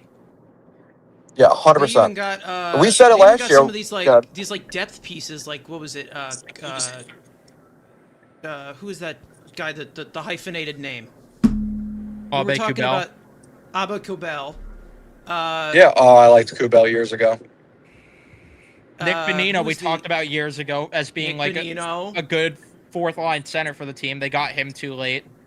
Yeah. They got they got Trocheck too late. We talked about Trocheck the year that Carolina got him. They got Gavrikov too late. Gavrikov we wanted when Columbus traded him to LA. I think Joey D had a whole live stream talking about Gavrikov being his favorite target from years ago. I remember that. Yeah, that was one of the big missed opportunities, but they didn't want to ruin the friendships. They didn't want to, get rid of Ryan Strome because, we don't want to hurt Artemi Panarin's feelings. We don't want to get rid of Lindgren because we don't want to hurt Adam Fox's feelings. Yep.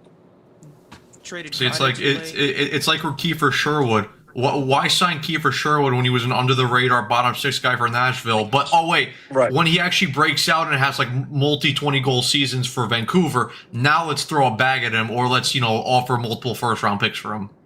Great. Same thing he fucking did with Vetrano. You had Vetrano, you let him walk, and then a year later are trying to trade for him. So What are we fucking talking about here? Let's see, Vetrano and Seagrass. And that's the first time. That's the only time Chris Drury could have actually we could have been like, holy shit, he actually had a reclamation project that hit if he just kept Vatrano around. That would have been the only time, but instead now it's Juuso Parssinen. Instead he went for Arthur he Kaliev. went for Tyler Mott for the 17th time.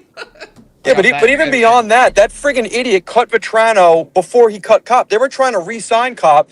Now Kopp is arguably the worst contract in Detroit, and that was the idiot this guy wanted to keep. This guy has no sense of evaluating anything. This guy could take a shit in the toilet, turn on a steroid, and not know it's a shit. I don't know how this man has a fucking job, dude. I swear to God, this is literally a Make-A-Wish hire that lasted longer than a day. This is the Garden of Dreams taken way too far. He's got to go.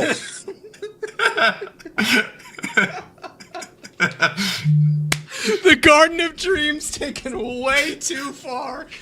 Dude, a one-day Except, contract. All right, you're being nice to the kid, but you don't fucking actually put him out there on the ice. You're just being nice. Except he's never gonna die. Dude, this is like Glenn Sather all over again. You killed the man, but not the idea. Yeah. Cancel them, not me. Yeah. Fucked. Cancel them, not me. That's fucked. You can kill the man, but you can't get. Right. No, I'm not doing that joke. That'll get you out of here. That'll get you out of here. Drury doesn't wipe allegations. No, the best one was Drury drinks pool water. Pool That will water. forever be the best. Or he eats corn the long ways. That was good.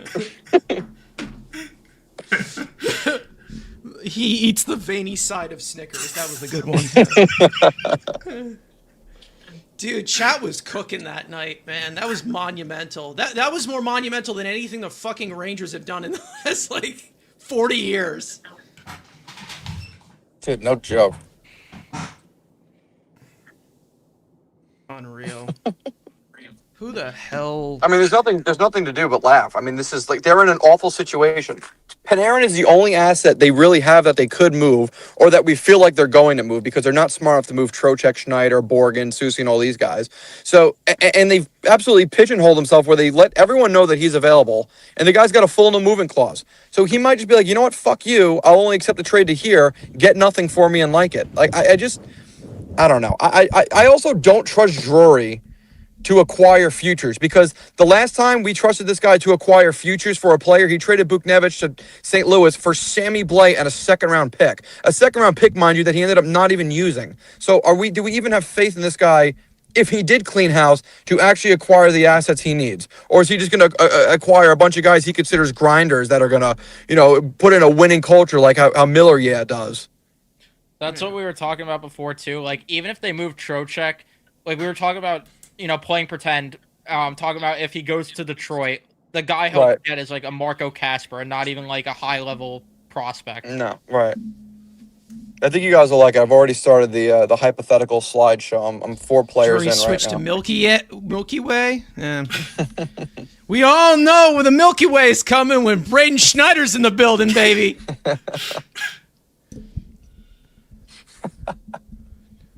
Also, Everyone melts. a second-round pick and an established young roster player for Kiefer Sherwood. First of all, the second-round pick is crazy enough, right? For a pending, unrestricted 30-year-old free agent that is just now figuring out how to play hockey in the NHL. Who the fuck was the established young roster player? And how bad was this young established roster player that even Vancouver was like, no, dude, we're good? Like, Probably what, do you think it was Schneider in a second-round pick for a fourth-liner? Hoffman? This is why when I was on Big Apple Matthew Hockey Robertson. Stream before, and people were playing pretend about how the Rangers can maybe get Jason Robertson. I said, take your costume off. It's not Halloween. It's not happening. Yeah, Open the treasure chest. There's no fucking assets to get Jason Robertson. No, you have people saying like, no, I won't trade Cooley. The guy has one good season, like a single good season as an effective middle six forward, which is quite Got clear paid, is going to dipped. be his peak. And like, no, won't move him. Yeah. Got paid and got paid and dipped too, like the Yep. rest of them. Yep. Also, too, if you keep this core, again, like we just said, this is the core that's quit on fucking about to be the 4th coach. So you bring in new guys, great. Let's play pretend and say it works out. If it works out, how long until they just decide, oh, everyone else in this locker room quit, why don't I just quit too?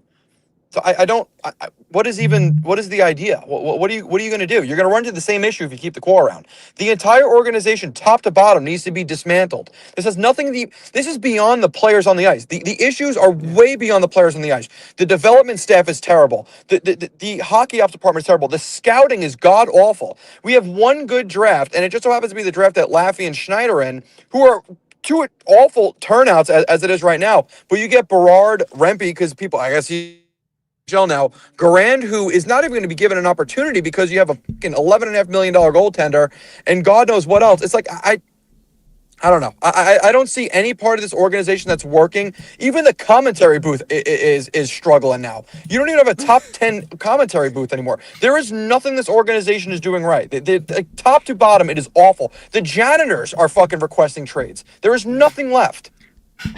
The Like beat Mark writers said, just fire keep the getting worse and secretaries worse as and well. worse. Yeah, Yeah, fire the dude. secretaries.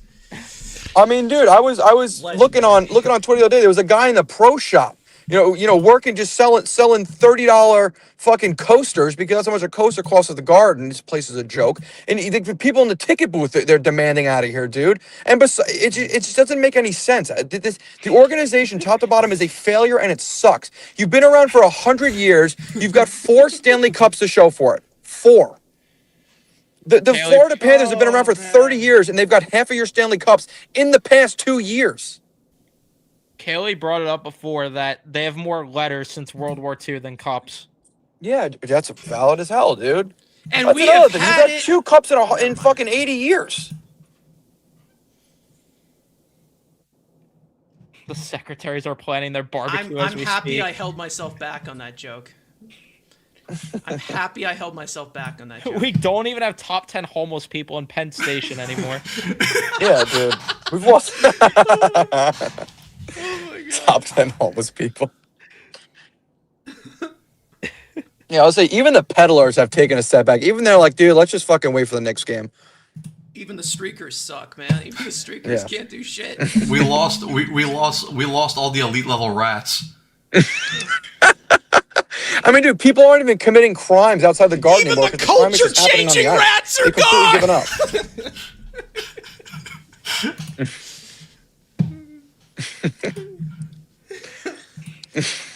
Oh my god.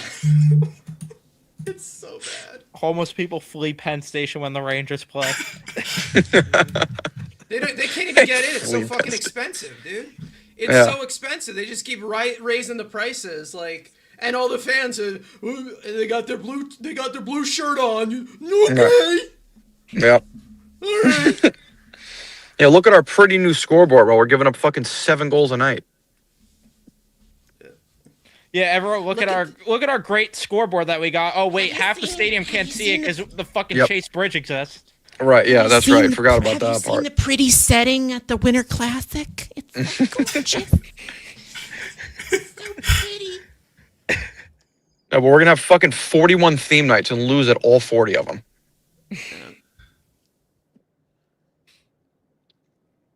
Yeah, it's terrible. I mean, how long until Lundqvist says I'm not fucking doing MSG anymore and just like commits full time to TNT? How long until Valley just says I've had enough of this shit also? Yeah, dude, Valakai could legitimately just walk away from MSG and get a job anywhere. He can honestly get a job in the NHL as a could. goalie development coach. He could. To tell you the truth, I'm actually surprised that what's that? He owns he started a statistics company or a fancy stats company. Yeah, Like he Clear Sights owns it. Analytics. Yeah, dude, how long until like what the Capitals did with not Cap Geek or Cap Friendly? Friendly. Yeah, like what if an organization goes, you know what, dude, let's just fucking buy this guy and have them, just do analytics for us. I don't think people can own people anymore, but I get what No. you're saying. Yeah.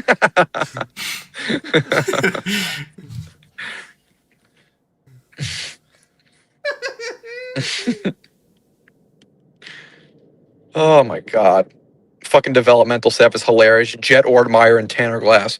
Like the 2 worst fourth liners we've had in the past 30 years. They say, fuck it. Let these guys run our developmental staff. That's why, like, I was talking about it on Big Apple Hockey because, they were arguing that Gordon and John Davidson were issues or whatever. And I'm like, yeah, that's fine, but Chris Drury could have came in and fired those guys, and he didn't. No, 100%. And also, too, I am not of the belief that JD and JG were a problem at all, because the trajectory of the team when they were still here was fucking excellent. And I still hold to this day that if they would have been part of the Rangers brass, that Jack Eichel would have been a Ranger. The Rangers would have actually been in on Matthew Tkachuk and been on a whole bunch of other things that they ended up not doing after Drury took the helm.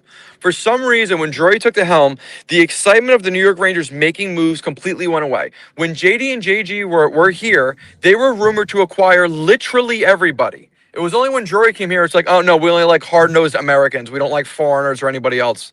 And also, too, I know that Kravtsov turned out like shit. But call it what it is. The guy was Rookie of the Year in the KHL. Showed he was massive in World Juniors. I'm pretty sure he led Russia in World Juniors WJC 20 scoring. He did all these things, and he had this sudden fall off the second Drury went in the Wolfpack locker room and basically berated him in front of the world and called him like a worthless piece of shit. This guy clearly has things against anyone that's not American, and he shouldn't be a fucking GM. He's not from the U.S. soils. We don't want him. Yeah. Oh, yeah. He didn't go to BC. He's not allowed. It just, yeah, it's so fucking stupid. Like, I was saying it at the top of the show, too. It's like Chris Drury was handed a top 5 farm system in the NHL and $27 million in cap space that JD and JG were probably going to use on something big like Eichel or Tkachuk. Pause. But they end up just giving Chris Drury the keys to the kingdom, and he runs his shit into the ground. Yeah, let's not forget his first offseason, his highlights that he held over us like it was like the biggest moves in the world were Nemeth, Reeves, Tenorti, and fucking Barclay Goodrow. That was this guy's crowning achievement offseason. That was his oh boy, tougher. I'm Nick, here. We got to get tougher. I mean. Oh, yeah, we needed to get tougher. And then people thought that Chris Drury's job is why they got to the conference finals that year. I had a chuckle, and I'm tagging my friends over that. I had a chuckle, and I'm tagging my friends, and let's go to Party City and play pretend. Yeah, because it wasn't Igor Shesterkin having a historic year. A literal MVP season as a goaltender. The first one since Dominik Hasek. Standing on his fucking head, by the way. Still can't believe he did not win the MVP that year. I thought he deserved it more than Matthews. I did that giant fucking breakdown on Twitter about it when it was happening. I thought he deserved the MVP over Matthews. The playoff run was pretty much evident that he should have. But. Yeah, it was clear as day. He had the most impressive single season as a goaltender literally ever. Like era adjusted, everything you could possibly name. There was no one that had a season even close to what he did. And Matthews wins the MVP because, oh boy, he scored 60. That's great.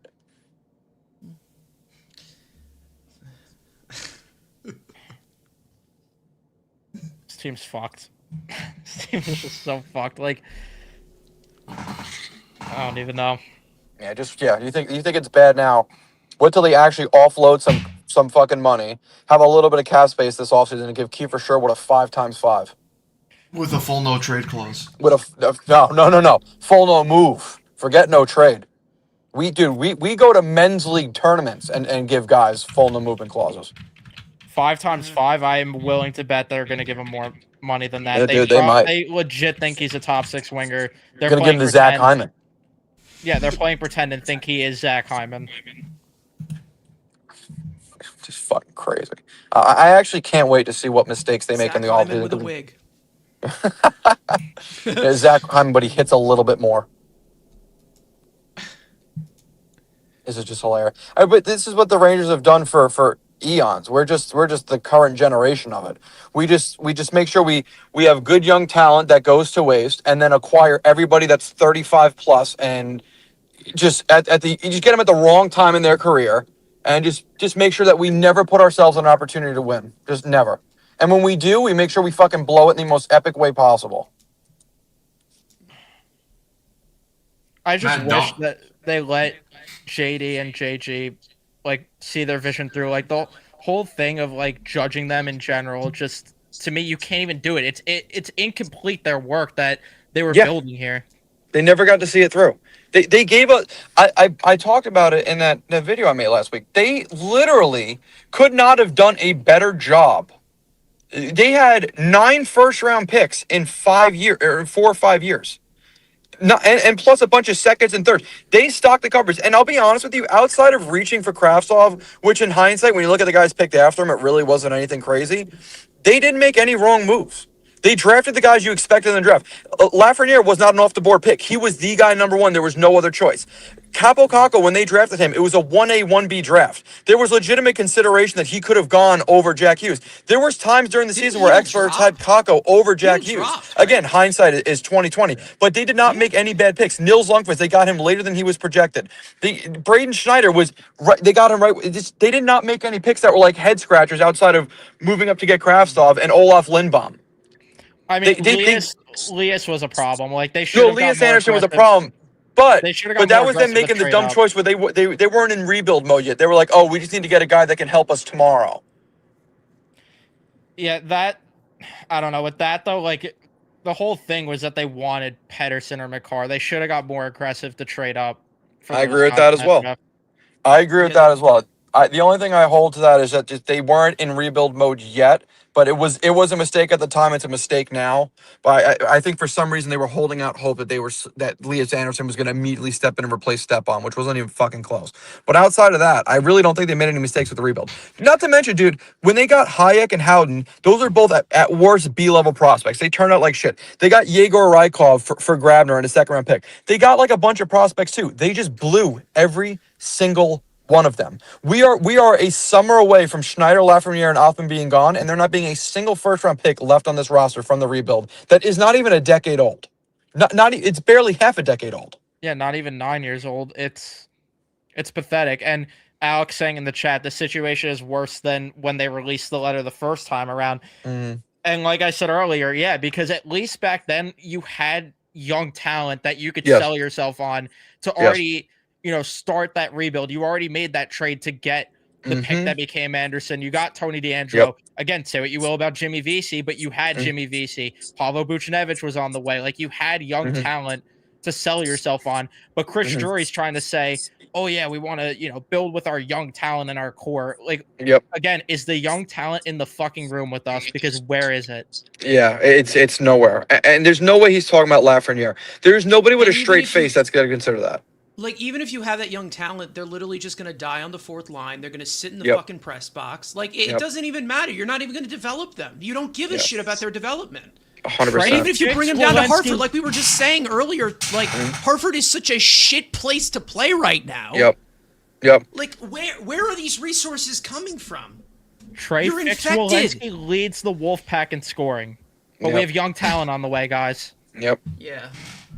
I don't understand how, even to this day, despite the fact that they haven't won a cup in 3 years, the Tampa Bay Lightning should be the blueprint of every NHL team that wants to build any sort of a dynasty or a worthwhile franchise. Because now, suddenly, after not being great last year, they're back. I believe they're first or second in the Atlantic. They've got somehow still a great prospect pool. They bring in guys from Syracuse who are in their mid-20s, barely considered prospects anymore, who are suddenly NHLers getting one-way deals. Darren Radish, that other fucking French defenseman they've got in the NHL right now, it's on pace for 40 points. All these guys they bring in on the third and fourth line, they just come up and suddenly they're 30, 40-point players, and then they flip them for more mid-round picks and then just immediately replace. The Tampa Bay Lightning should be the blueprint of every single NHL team. They've been doing it for decades now. The Tampa Bay Lightning have now surpassed the Rangers in 2 different decades. They beat us in the 2010s when they were up and coming. They beat us before our rebuild, during our rebuild, and after our rebuild, and are now going to continue to beat us into our fucking second rebuild. They have been a great team for going on 10, 15 years now, and I just don't understand how you don't look at that and be like, this is what we need to establish. And it starts in Hartford. It starts with all your prospects. The NHL sucks. Don't even worry. Just, I don't know. I'm rambling now. And you know what team did acknowledge that the Tampa Bay Lightning were able to do all that? The Islanders. Because they fucking poached from that organization. And it's amazing what has happened in 1 year. Not even a full year of Matthew Darche being the GM. Look at what's happening there. The Lightning let Steven Stamkos walk out the door for nothing and traded away Mikhail Sergachev. Yeah, that's what I was just going to say. And they're better for it. No extra fluff. That's the thing about them. But we couldn't trade away Capo Caco, Brennan Hoffman for Jake Gensel, and we couldn't trade Will Cooley in a deal for Jason Robertson. Meanwhile, they get Jake Gensel the next year. Yep. Yep.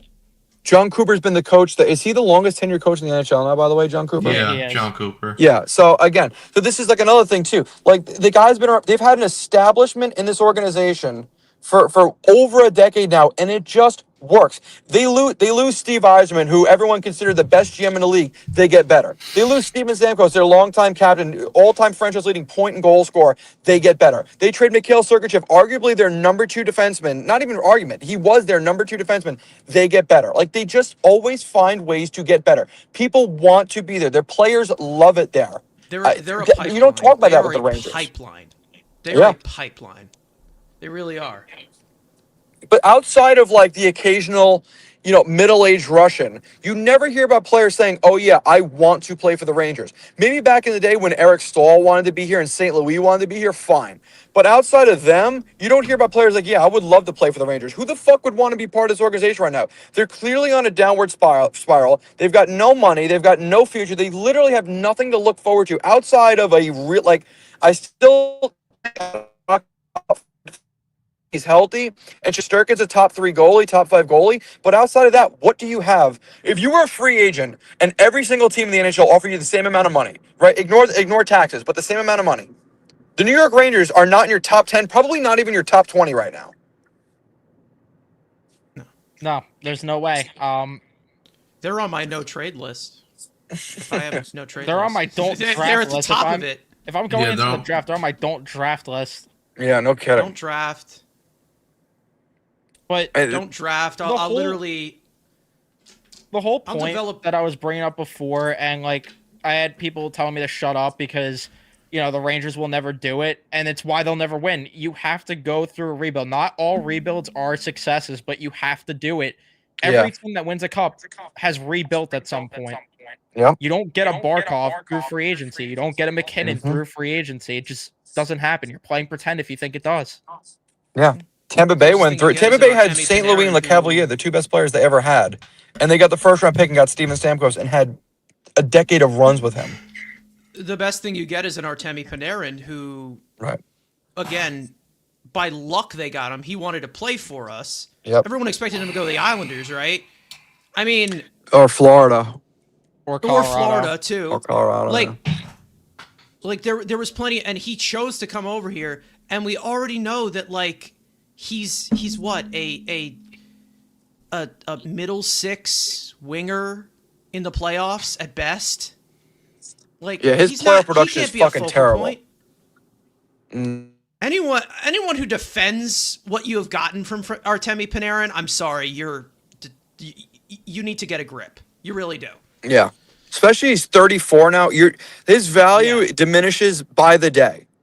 He will never. This is the most value. If you not that's even an option, but like if the Rangers for some reason were going to keep him, you would never get that value back. I still believe that Panarin's a top 20 winger in the entire NHL. Take away player performances, strictly what he does in the regular season. This guy's on a shit team and is still pacing for 90+ points.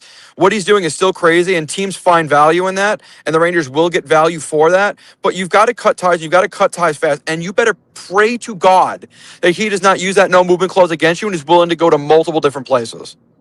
Some are calling him generational and the best He's Ranger of all time. not even close. Go He's fuck not yourself. generational. I will say this. I think all time he's a top 5 Rangers forward all time, just on what he did in a short period of time. But that should not stop you from moving him. What he did with the Rangers in his Based on 7 production, years his here. 5v5 play, yes, Yes. but come The on. bar is also in hell, which is also the context The bar- that matters. yeah, the because bar if is this team was literally able to draft touching and lava develop right players, right?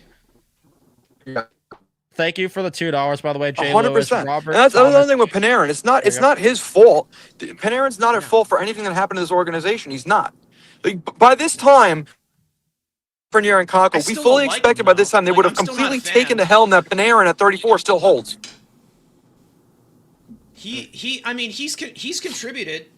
He's also contributed as well. It's not like he's completely perfect, but good players are good players. But it's like if you don't win with them and you can't progress anywhere forward, they continue to get older. Like, what the fuck is the point?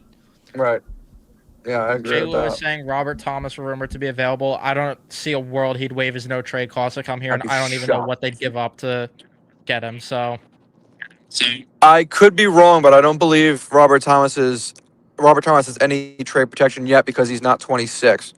I just looked it up. He does. It started this year as trade Fuck. as a no trade clause.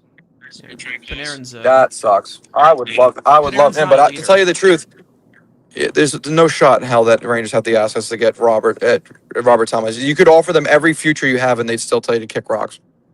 I still would love to hear what that supposed Quinn Hughes offer was, because like there's no way Yeah. it was anything Vancouver would have wanted. They probably laughed their ass off and tagged their friends when they saw it. There's no way they could have offered anything close to what honestly. I think the only thing that would have been a needle pusher is if the Rangers would have offered their first round pick unprotected, which is the way they would have. Oh my God. Vancouver got the army and everyone had to take cover. Oh man. But at least if they would have gotten Quinn Hughes, you could have at least given Drury credit. Like, you know what, dude? At least he's gonna go down swinging, and you're giving the team the second best defenseman in the entire world with an extra year of control. I could have actually gotten behind that, even though I would have still been of the belief it's too little, too late. I at least could have gone behind it, and that would have been a sick player to have. Honestly, I disagree with that just because like it just doesn't fit No, it doesn't where at they need all. to go at all. Like it just would have reeked of desperation of trying to Yes. keep the contending window open, and it's just How about they this? shouldn't be. Given the expectations of how bad and dumb Drury is, it wouldn't be his worst ever move. And at least we would have something to look at and not be disappointed all the time at. I mean, sure, but it also ties into what you said, where like the entire point is it's too late. Like they needed to Yes. make that kind of move years ago. Yes. Eichel, Kachuk, anybody. And if this Literally was the would. offer for Quinn Hughes, then Vancouver definitely tagged the army. Even JJ Paterka, for fuck's sake. Like, Yeah, Petrarca. They just pass on everybody, dude. The Rangers just don't know how to have fun. But even if they would have gone Petrarca, again, too little, too late. The too little, too late train started the second they passed on Jake Gensel. After that run with Laviolette in his first year, that was it. Because we pointed out all the issues. This is when everyone kind of turned their backs on us for a little bit. Is we were talking about during that playoff run, like, this is great, this is fun and all. But here are the holes, and here are the holes leading into the playoffs. They were never addressed. Wenberg and Rosovic were not addressing team needs at all. They weren't a help at all. They didn't ever plug those holes, and the team regressed, which is exactly what we said was going to happen after a great start. And now suddenly everyone's on the same boat that we were in 2.5 years ago when we were calling this shit out. Yeah, because now the results aren't there because it's all about scoreboard watching and standings Yeah. watching. you're telling me you can't sustain with a one. You're telling me you can't sustain with a one-line team? Right. That's Yeah, crazy. It's fucking crazy with a usual middle six setter in Trocheck playing out of Yep. his fucking mind. The other Yeah, thing, 70 too, is, points like, He's season. bald. Apparently, is all good or whatever. that 50 goal Washington- And Kreider. then That Washington Lafreniere series is that just they shit on the other swept- end. They swept Washington. Like that did not even. Those games were close. And They played like shit in that series. That's Yeah, the crazy they- part. They shouldn't have even been close games if you truly were that dominant of a team. Panarin no-showed in that series, and I had my Yep. concern that people were calling me a dumbass that, oh, he'll turn it on. Yeah, sure, okay. Yeah, like he did the fucking 5 years prior, LOL. yeah. But he scored a goal in Game 6 in garbage time, so I guess. And I mean, I guess he's a at least playoff they performer. swept Carolina, right? Yep. Wrong. Oh, wait. Oh wait. Yeah, we were. And then we traded. And then later on, we traded the guy who saved us. How Another dare guy- we? Another thing with Kreider, they had Another three guy you should have opportunities traded to maximize earlier. value at him, and they passed on all three, and then traded him when he had zero value. Yep, exactly. And then this also ties in. That trade ties in with why you can't trust Drury to do this retool. Look at the fucking prospect he got in that deal. Casey Tarrant's like, are we fucking sucks. serious? 5 he's points. He's fucking garbage. His talent evaluation is worse than Look- Brody Van Wagenen's. You got that for Drew, but it's fuck wall. gives him a 2-year extension, and he's not even in your top 6. By the way, you have probably the worst top 6 in the NHL, and that motherfucker is not cracking. So Here's one we haven't someone even mentioned yet. needs- Remember the Ben Harper extension?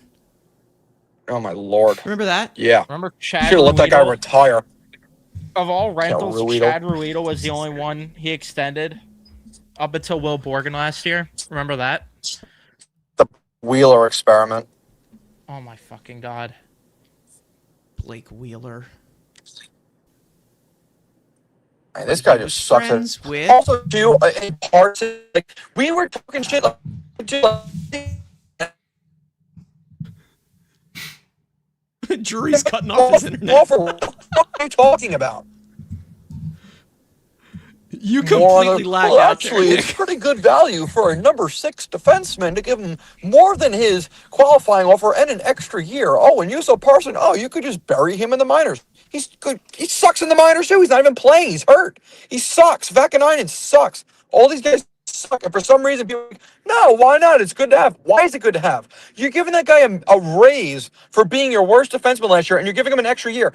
If I sucked him up for a year, I'll be fired before the year is up. So everybody else, just fucking give people raises.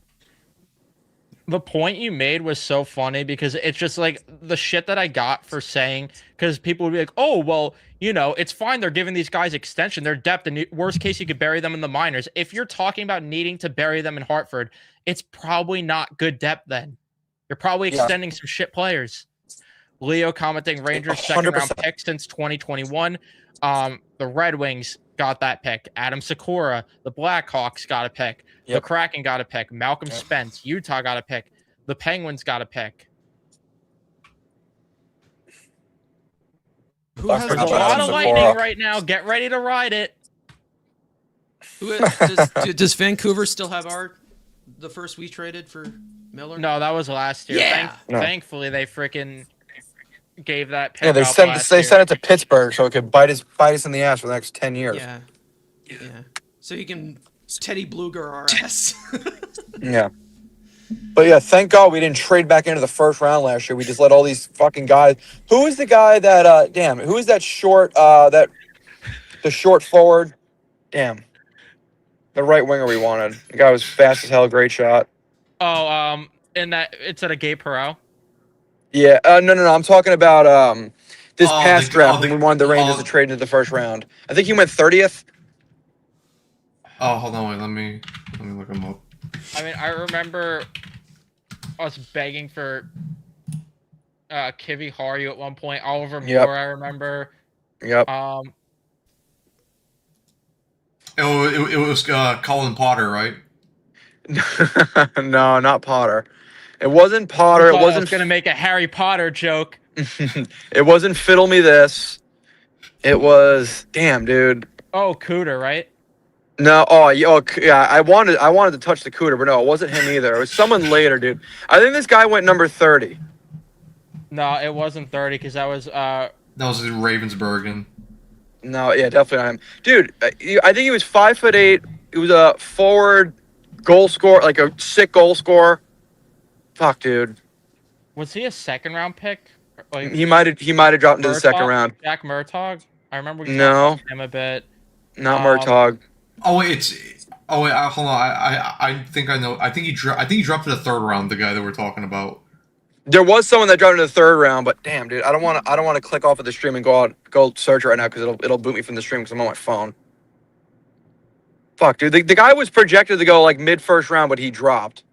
And we were just saying this is another Cole Caulfield. Riker 5'8" Lee? Drury's hurt. No, I think he had a longer last name. It might have started with a C. I could be wrong. We're gonna trade for Jack Drury at the deadline. Nepotism. Start with a C. I think it did. I could be wrong. I'm nearly positive his last name was a little bit longer. What are we looking for here? I kind of spaced out. Someone that the Rangers didn't trade up to get in the draft that we were calling for while watching the draft last year. I remember third the other round. draft too. We were asking them to trade up for Cole Iserman, and that didn't Yep. happen. No, the Islanders ended up doing that for us. Where did he end up going? Was it Bill Zonin or No, I think he went to Pittsburgh, not Oh, Zonin. Kindle. No, but Kindle's another one. Fuck, dude. No, it wasn't him either. Damn, dude, I'm gonna hate myself when I see this guy's name. Kindle's killing it this year. William Harkoff? That's who went to Pittsburgh at 24. No. Hold on. Lakovic went. Lakovic? No, hold on a second. Can you guys still hear me?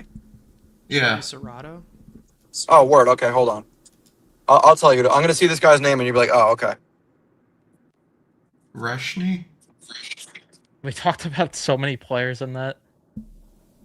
Dude, we really. Nesbith. I don't know. No, No. no, it definitely wasn't Nesbitt. Was it Carbonell? Yes, Carbonell. I think. Oh, Carbonell. Was The is he French the short guy? He went He's to French- St. Louis. He's French Canadian. Yeah, I thought we didn't want him because he was in the queue. Yeah. No, maybe it wasn't Carbonell then. See, short guy scores a shitload of goals.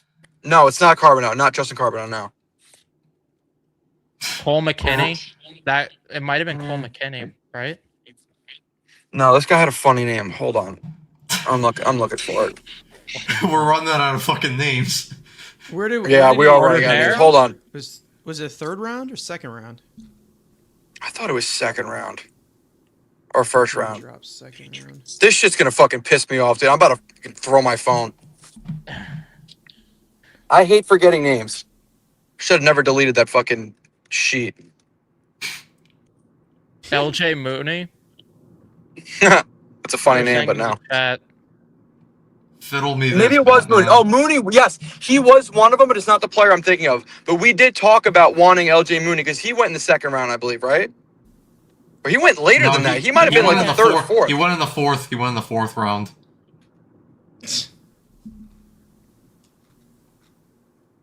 Dude, this is fucking driving me insane. I've went through pretty much the entire first round, and I don't know who the fuck it is. No, you know, dude, I quit. I give up. I'm gonna when I get home, I'll log on for my PC and actually be able to take a look at it. But dude, I'm telling you, a short little fucker. Literally, he's 5'8". I know for a fact he was 5'8" and scored a ton of goals. Wait. He went in the third or fourth round. I know who you're talking about. Fuck, wait, what's his name? Cameron Schmidt. Yes. Yes, Yeah, that Cameron guy. Schmidt. That guy. So I had to see right, but it was his first name. Yeah, Cameron Schmidt. Yeah. When- now I remember. when did he Cameron go? Schmidt. I think he went to Dallas. 94th. He won the third 94th, round to yeah. Dallas. Yeah. Yeah, because didn't we draft Gonchar over him or something like that? Yeah, Yeah. we did. Yeah, we Yeah. did. Yeah. I think he's in the WHL, right? Yeah, he's Or with is it the Q? Thunderbirds right now. He has so far this season. He has 66 points in just over 40 games played. Are you fucking kidding me? No. Yeah, but he didn't come from Sergei Gonchar, so we didn't need him. Good lord, dude. He had 27 goals, 33 assists. On pace for Get the 113 go points. fuck yourself. Yeah, that Cameron Schmidt. That's who was on my mind. God almighty. Yeah. No, why would the Rangers draft him? He's not hard nosed and plays. He doesn't play in the NCAA. He's Thus, we're not allowed to his have- penis, so Not we Pookie can't do either. that. Right. Not Pookie enough. God almighty, dude. I hate it here. Don't we all? I mean, you look at the Hurricanes. The Hurricanes just like religiously draft prospects that we want.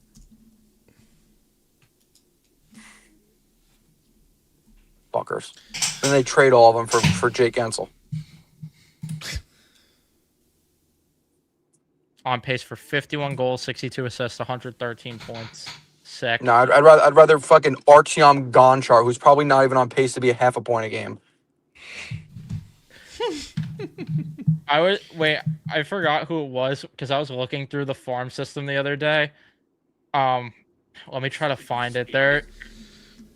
On pace for 100. Oh yeah, it was Raul Bolliard. He's he's an overager right now in the queue, and right now he has 24 points in 39 games.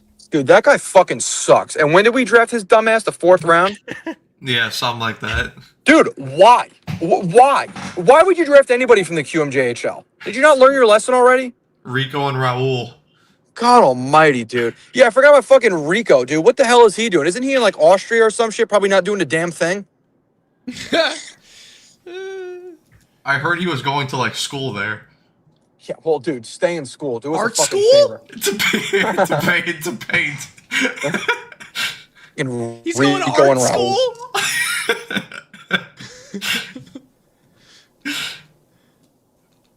Gonchar on pace for 15 goals, 34 assists, 49 points, and a dash 25. Dash Actually, that's 25. that's actually kind of crazy. 15 goals is kind of nuts for a defenseman, but still. A dash 25, though. He's listed at 5'7", 154. Jeez. Who?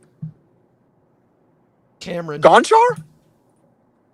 Not Cameron. Oh, dude, I was like, Gonchar is that small? I would have fucking wigged out. He's just too small. Raul's name sounds like a Spanish soap opera. Yeah, Rico and Raul. It sounds like a fucking a 2.5 Men spinoff.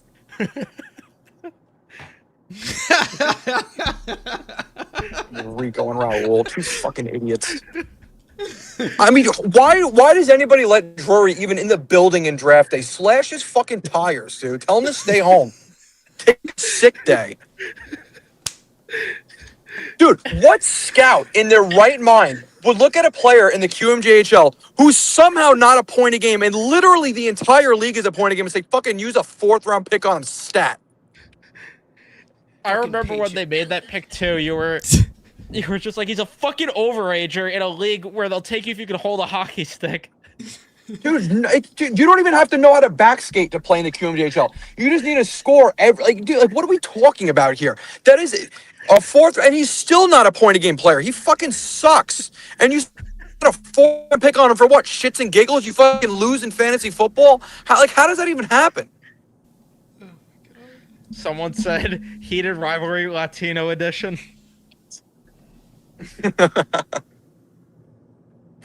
Breaking Raul. news What's he from doing? Major League Baseball. Victor Caratini and the Minnesota Twins are in agreement on a 2-year contract. The DeGrom killer. Yeah. I'm sure fucking Rico and Raul are going to sign their 2 international signing pool.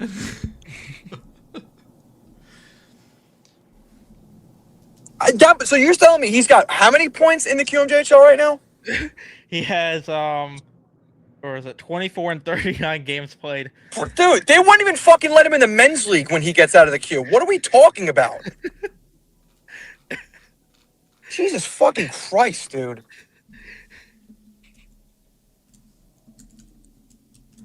That is like hilariously bad numbers for the QMJHL. He's probably getting outscored by half the league's defensemen. I bet you there are goalies that have more points in the QMJHL than he's got right now.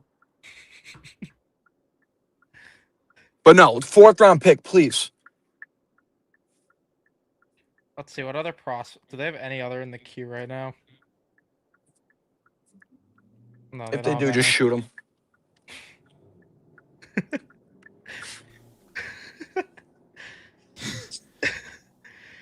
It's okay though, because if you want good news, out of any defenseman like in Hartford and just in the prospect pool in general, Derek Pouliot's got the most points out of any defenseman.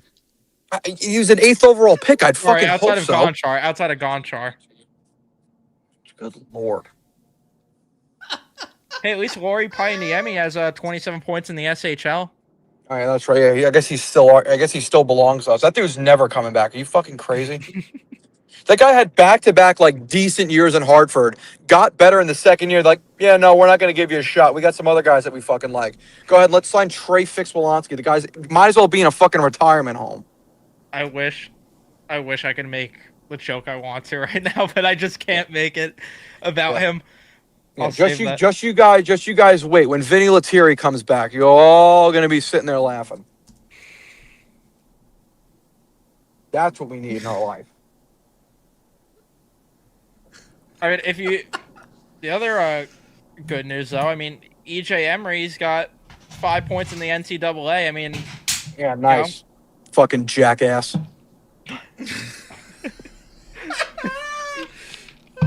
Fucking 5 points. Get out of here, dude.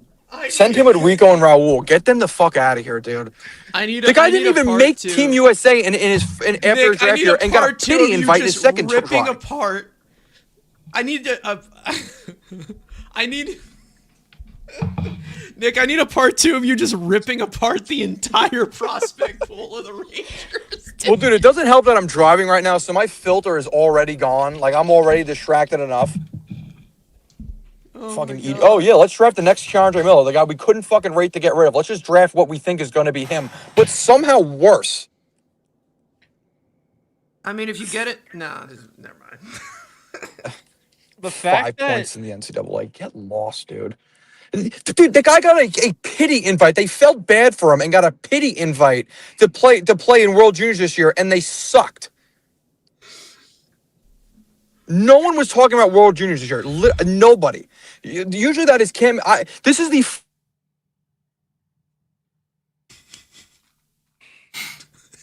He hit a guardrail.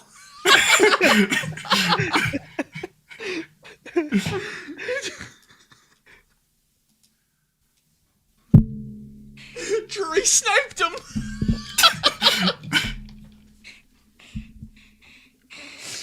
Oh my god.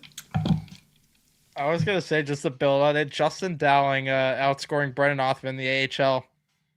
Can't wait to build around this young core. Our third line center, Justin Dowling. Fucking third line center at the Winter Classic. But don't worry, we got a Unreal. letter acknowledging we're not good enough, so everything's forgiven. You're forgiven, pizza man. I'll take a large pepperoni. Oh my goodness. He's gone. Yeah, Drury actually got him. Drury got him. Oh my god. Anyways. Oh damn, I didn't even realize it booted him out of the freaking StreamYard entirely. The funny part is he's probably still talking to himself. Fly high, He's probably still ranting. fly high, Nick. He's No, he just said got home. Be right back. Oh, we're gonna get face cam, Nick. Oh my god. In the new crib. All right. With his new dog too. I wonder if that dog is friendly.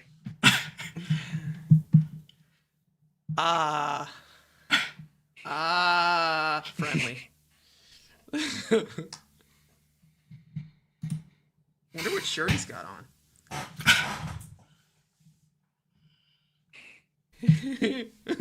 I just hope that Nick joins back on the stream and just starts like going on the same rant he was already on. Like doesn't even say anything else, just goes back to the rant he was He on. picks up right where he left off.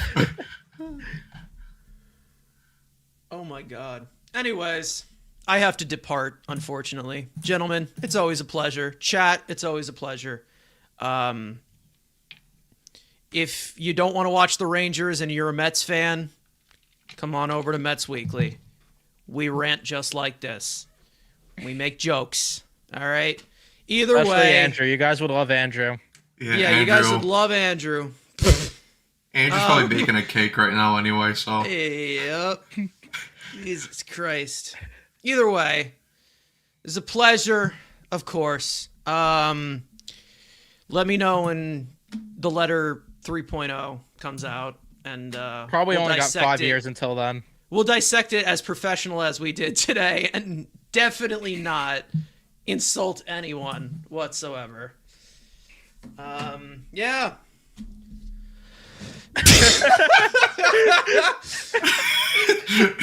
Love you, man. 2 nicknames I've gotten in the last 48 hours: Nipple Man and Tim Pool.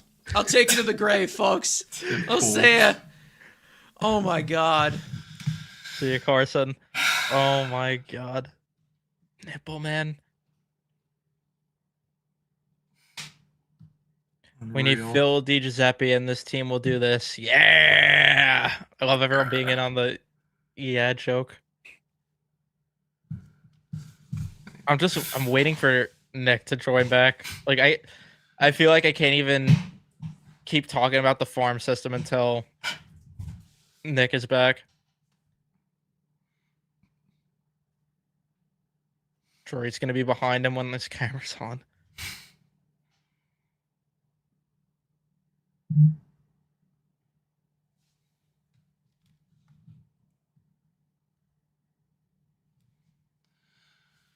Yeah, they do have another Lindgren that they drafted. That's right. That is right. Yeah. I regularly go back and watch your player grading video. So hilarious. Wait, which player grading video? God help me. I like would I don't know. I can't go back and watch any of my old stuff. I would die of cringe of how much I believed. Once upon a time. No, it was the one that we did the week before the Stadium Series when we did halfway player rankings. Those were that stream was funny. I forgot about that. I love the stream we did last year where we did like the player grid that Carson set up for us. Yeah. That was a good stream. Oh, the one from the end of last season. Okay, yeah. Yeah, no, that was bad. We had Nico on that stream. That was great. Cinco was on there. Talking bets at this point. Honestly, I don't blame you. We're 2 hours and 30 minutes in. Honestly, I would go to Met Central if you want to hear all of our thoughts with Bo Bichette, what's next to come and everything. To answer this question though, I would say some sort of starter if I'm going to make a prediction. Yeah. It's going to be a trade. Either starter or outfielder.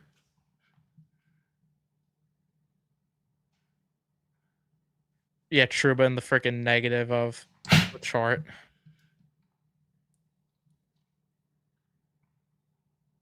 I want to know who this is on our team that just said that. Yeah, that's what I'm about to say. I want to know who that is on our team that just said that. I don't even know who. It's got to be Fabs. I don't know who else would have found it. Reveal yourself.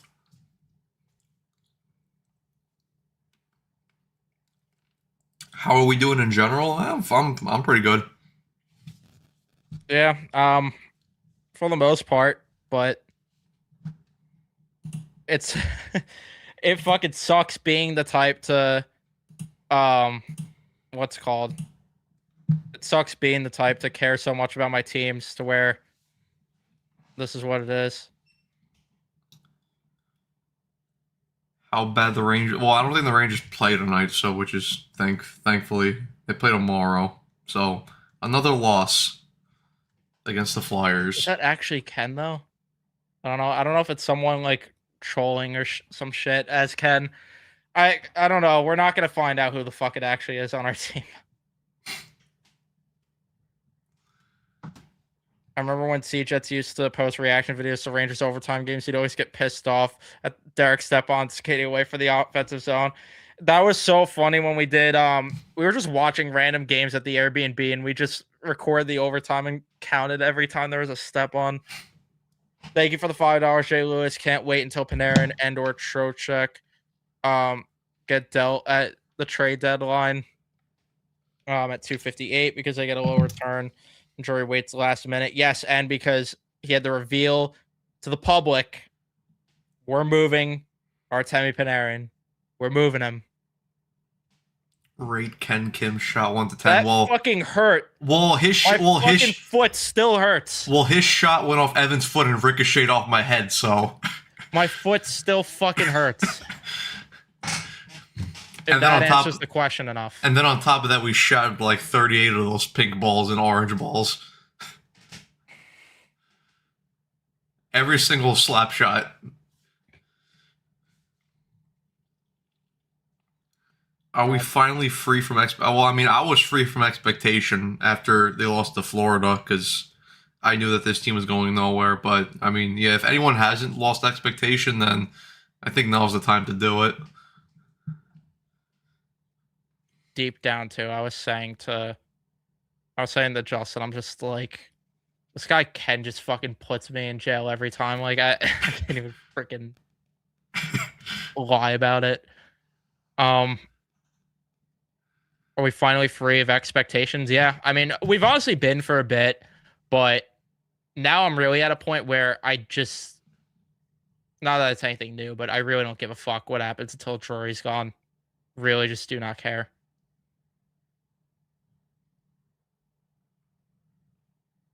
Mitchkov, Gordie Howe hat trick tomorrow night. Yeah, when Sam Carrick has to fight someone again because his team's getting roundhouse kicked.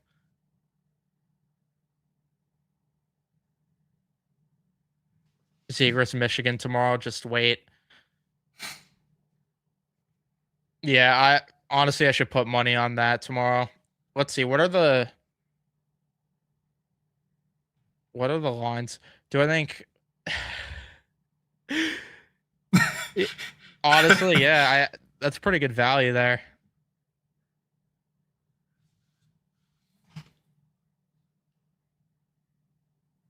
Fabs was cooking last night. Flyers puck line is plus 170. I'm very tempted.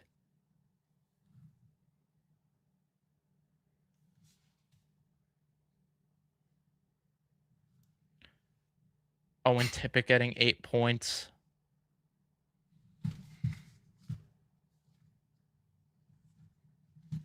Yeah, that's honestly the question. It's like, how bad is the score going to be? Do we even know if Spencer Martin's starting tomorrow? Because if so, I don't think it matters. I might put all the money I have on my DraftKings account, which is not a lot, but I might put all of it on the Flyers tomorrow just to try to win something. And then they go out to the so that's great. After Saturday, they go out to freaking California to play 3 late games. That's fantastic. Yes, nothing better than staying up late watching this team get killed. Can't wait. Oh my god, we get to see Chris Kreider again. And Trouba.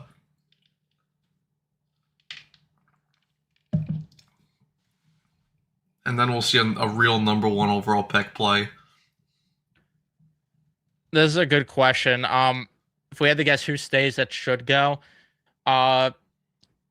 Trocheck's at the top of my list for guys that I think they're just not going to move because, like Matt said, him and JT Miller are state cutting buddies, so they can't move Trocheck.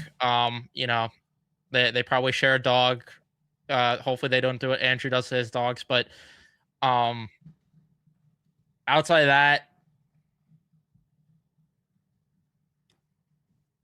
I mean, I don't know what you could get for Borgen, but you should try to move him.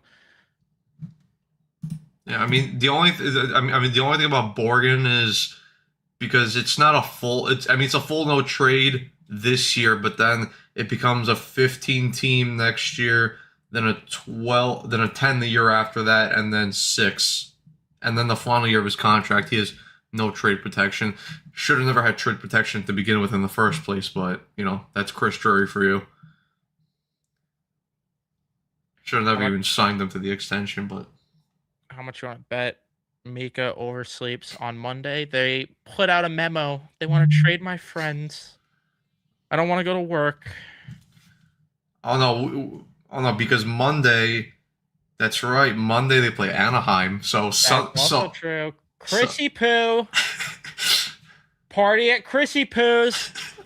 Barbecues with Trouba.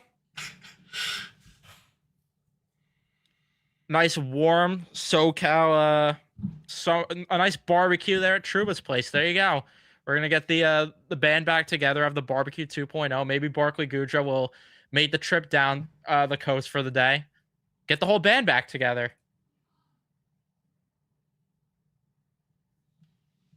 I actually hear something about that. I'm not gonna say it on stream, but yeah, pregame. Tummy sticks. Tummy sticks.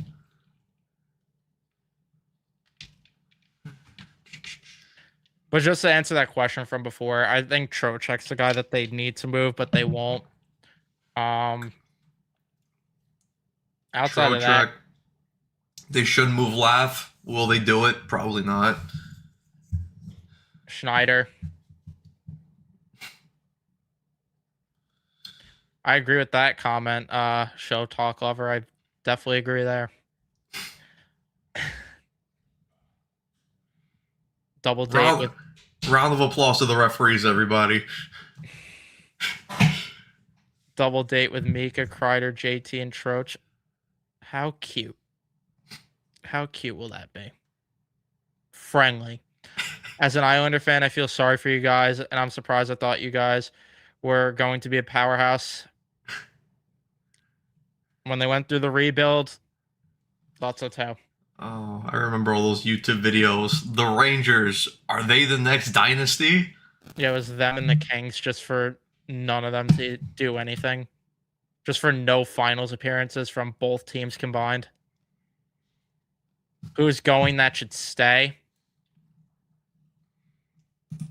Honestly, there's no one I can say here. Nobody. Today. Sam Carrick. If you want to give somebody. Sam Carrick, if I have to give a name. Other than that, they can all go. But at the same time, they, like, feelings aside, they should move Sam Carrick. Thank you for the $5, Jay Lewis. Do the Rangers make a big trade or small trade before the Olympics roster freeze? I would move Panarin before the Olympics. I would move him before you risk injuring him. Yeah. So I would do it before it's too late. But that makes sense, so I'm So sure they he's not won't. going to do that. Again, playing pretend in January. Celebrating Halloween in January.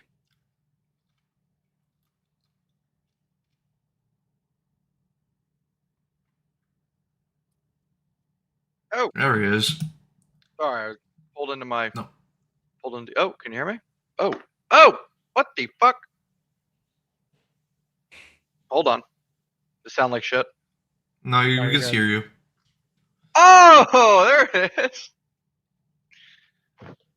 See me though. There we go. There we go. Nice. Oh, am I on a? There. Everyone, he has been captured. He is in Chris Drury's basement.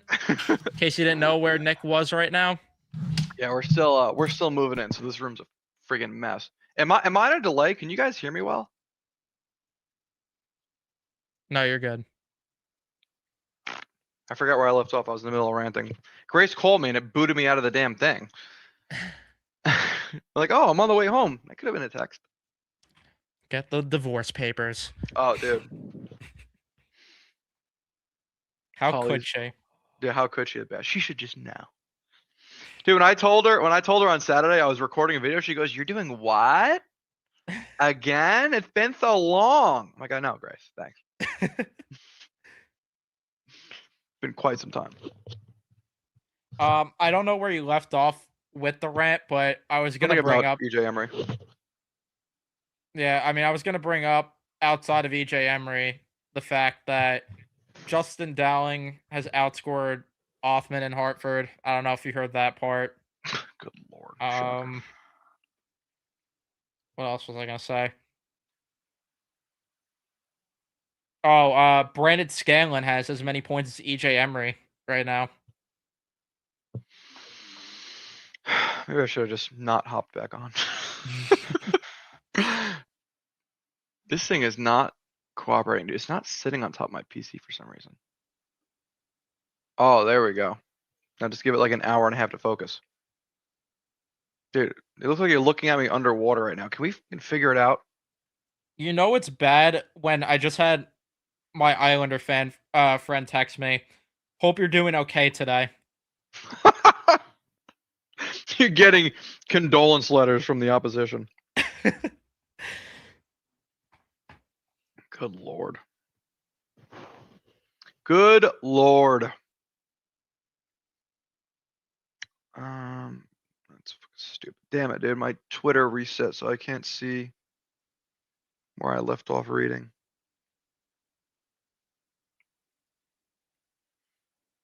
I don't know. The Mets signed 26 international players. Holy cow.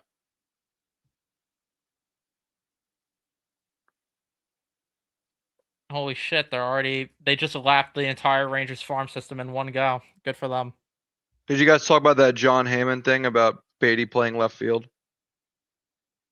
Yeah, it's the same shit we heard before McNeil got traded. They're gonna move Beatty. I have an Yeah. Islander fan friend who for the past few weeks had genuine concern for me. It's so fucking bad. Like, yeah, no, they don't gotta do all that. They could just. I'd fucking laugh if it was the other way around. Yeah, no kidding.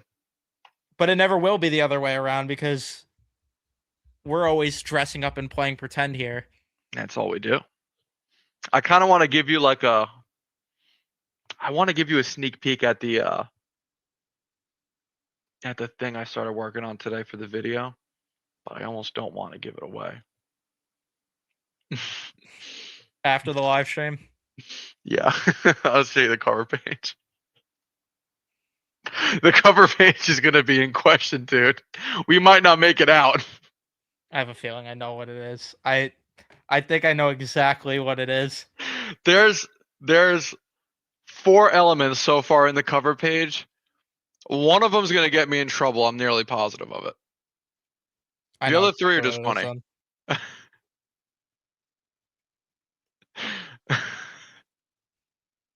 I mean, I don't even think I can monetize my YouTube channel, so I almost have nothing to lose if it just gets taken down and disappears, besides like memories. It's from posting all those overtime reaction videos over the years. There's no way in hell I'd ever be able to monetize it. I'd have to start anew. Honestly, I can't say this, Richard, because I think we're the ones that were dropped on our headset fucking care about this team. No kidding. There's something wrong with us. Yeah, our parents raised us Rangers and Mets fans. We have more than enough leeway to take them to court for child abuse.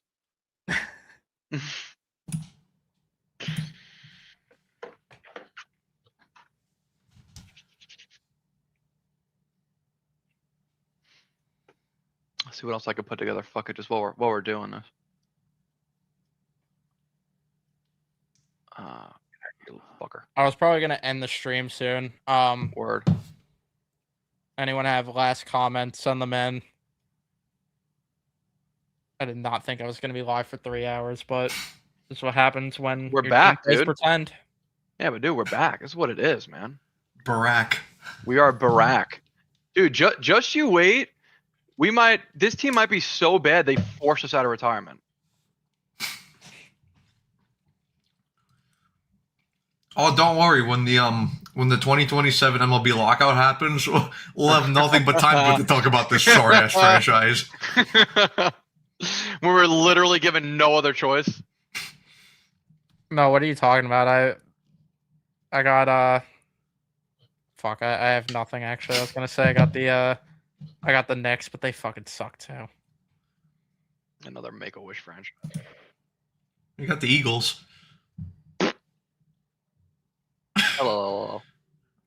Don't give me that. You just won the fucking Super Bowl last year, okay? Don't give me that shit. Yeah, and then we tried to have our Grimace in the version of an inflatable rabbit this year. Our Grimace is crazy. What the fuck is that comment?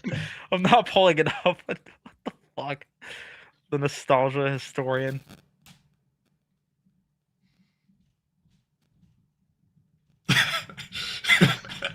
Who the fuck is that guy?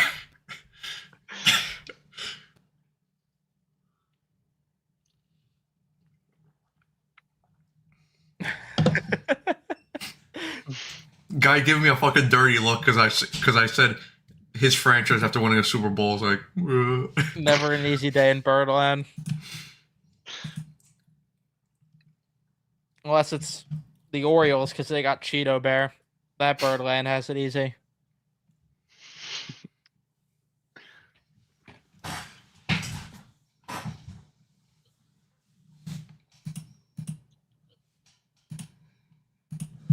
All right, I'm going to end the live stream here. Thank you, everyone, for watching. I cannot believe I'm basically out of retirement at this point because this team's a fucking train wreck.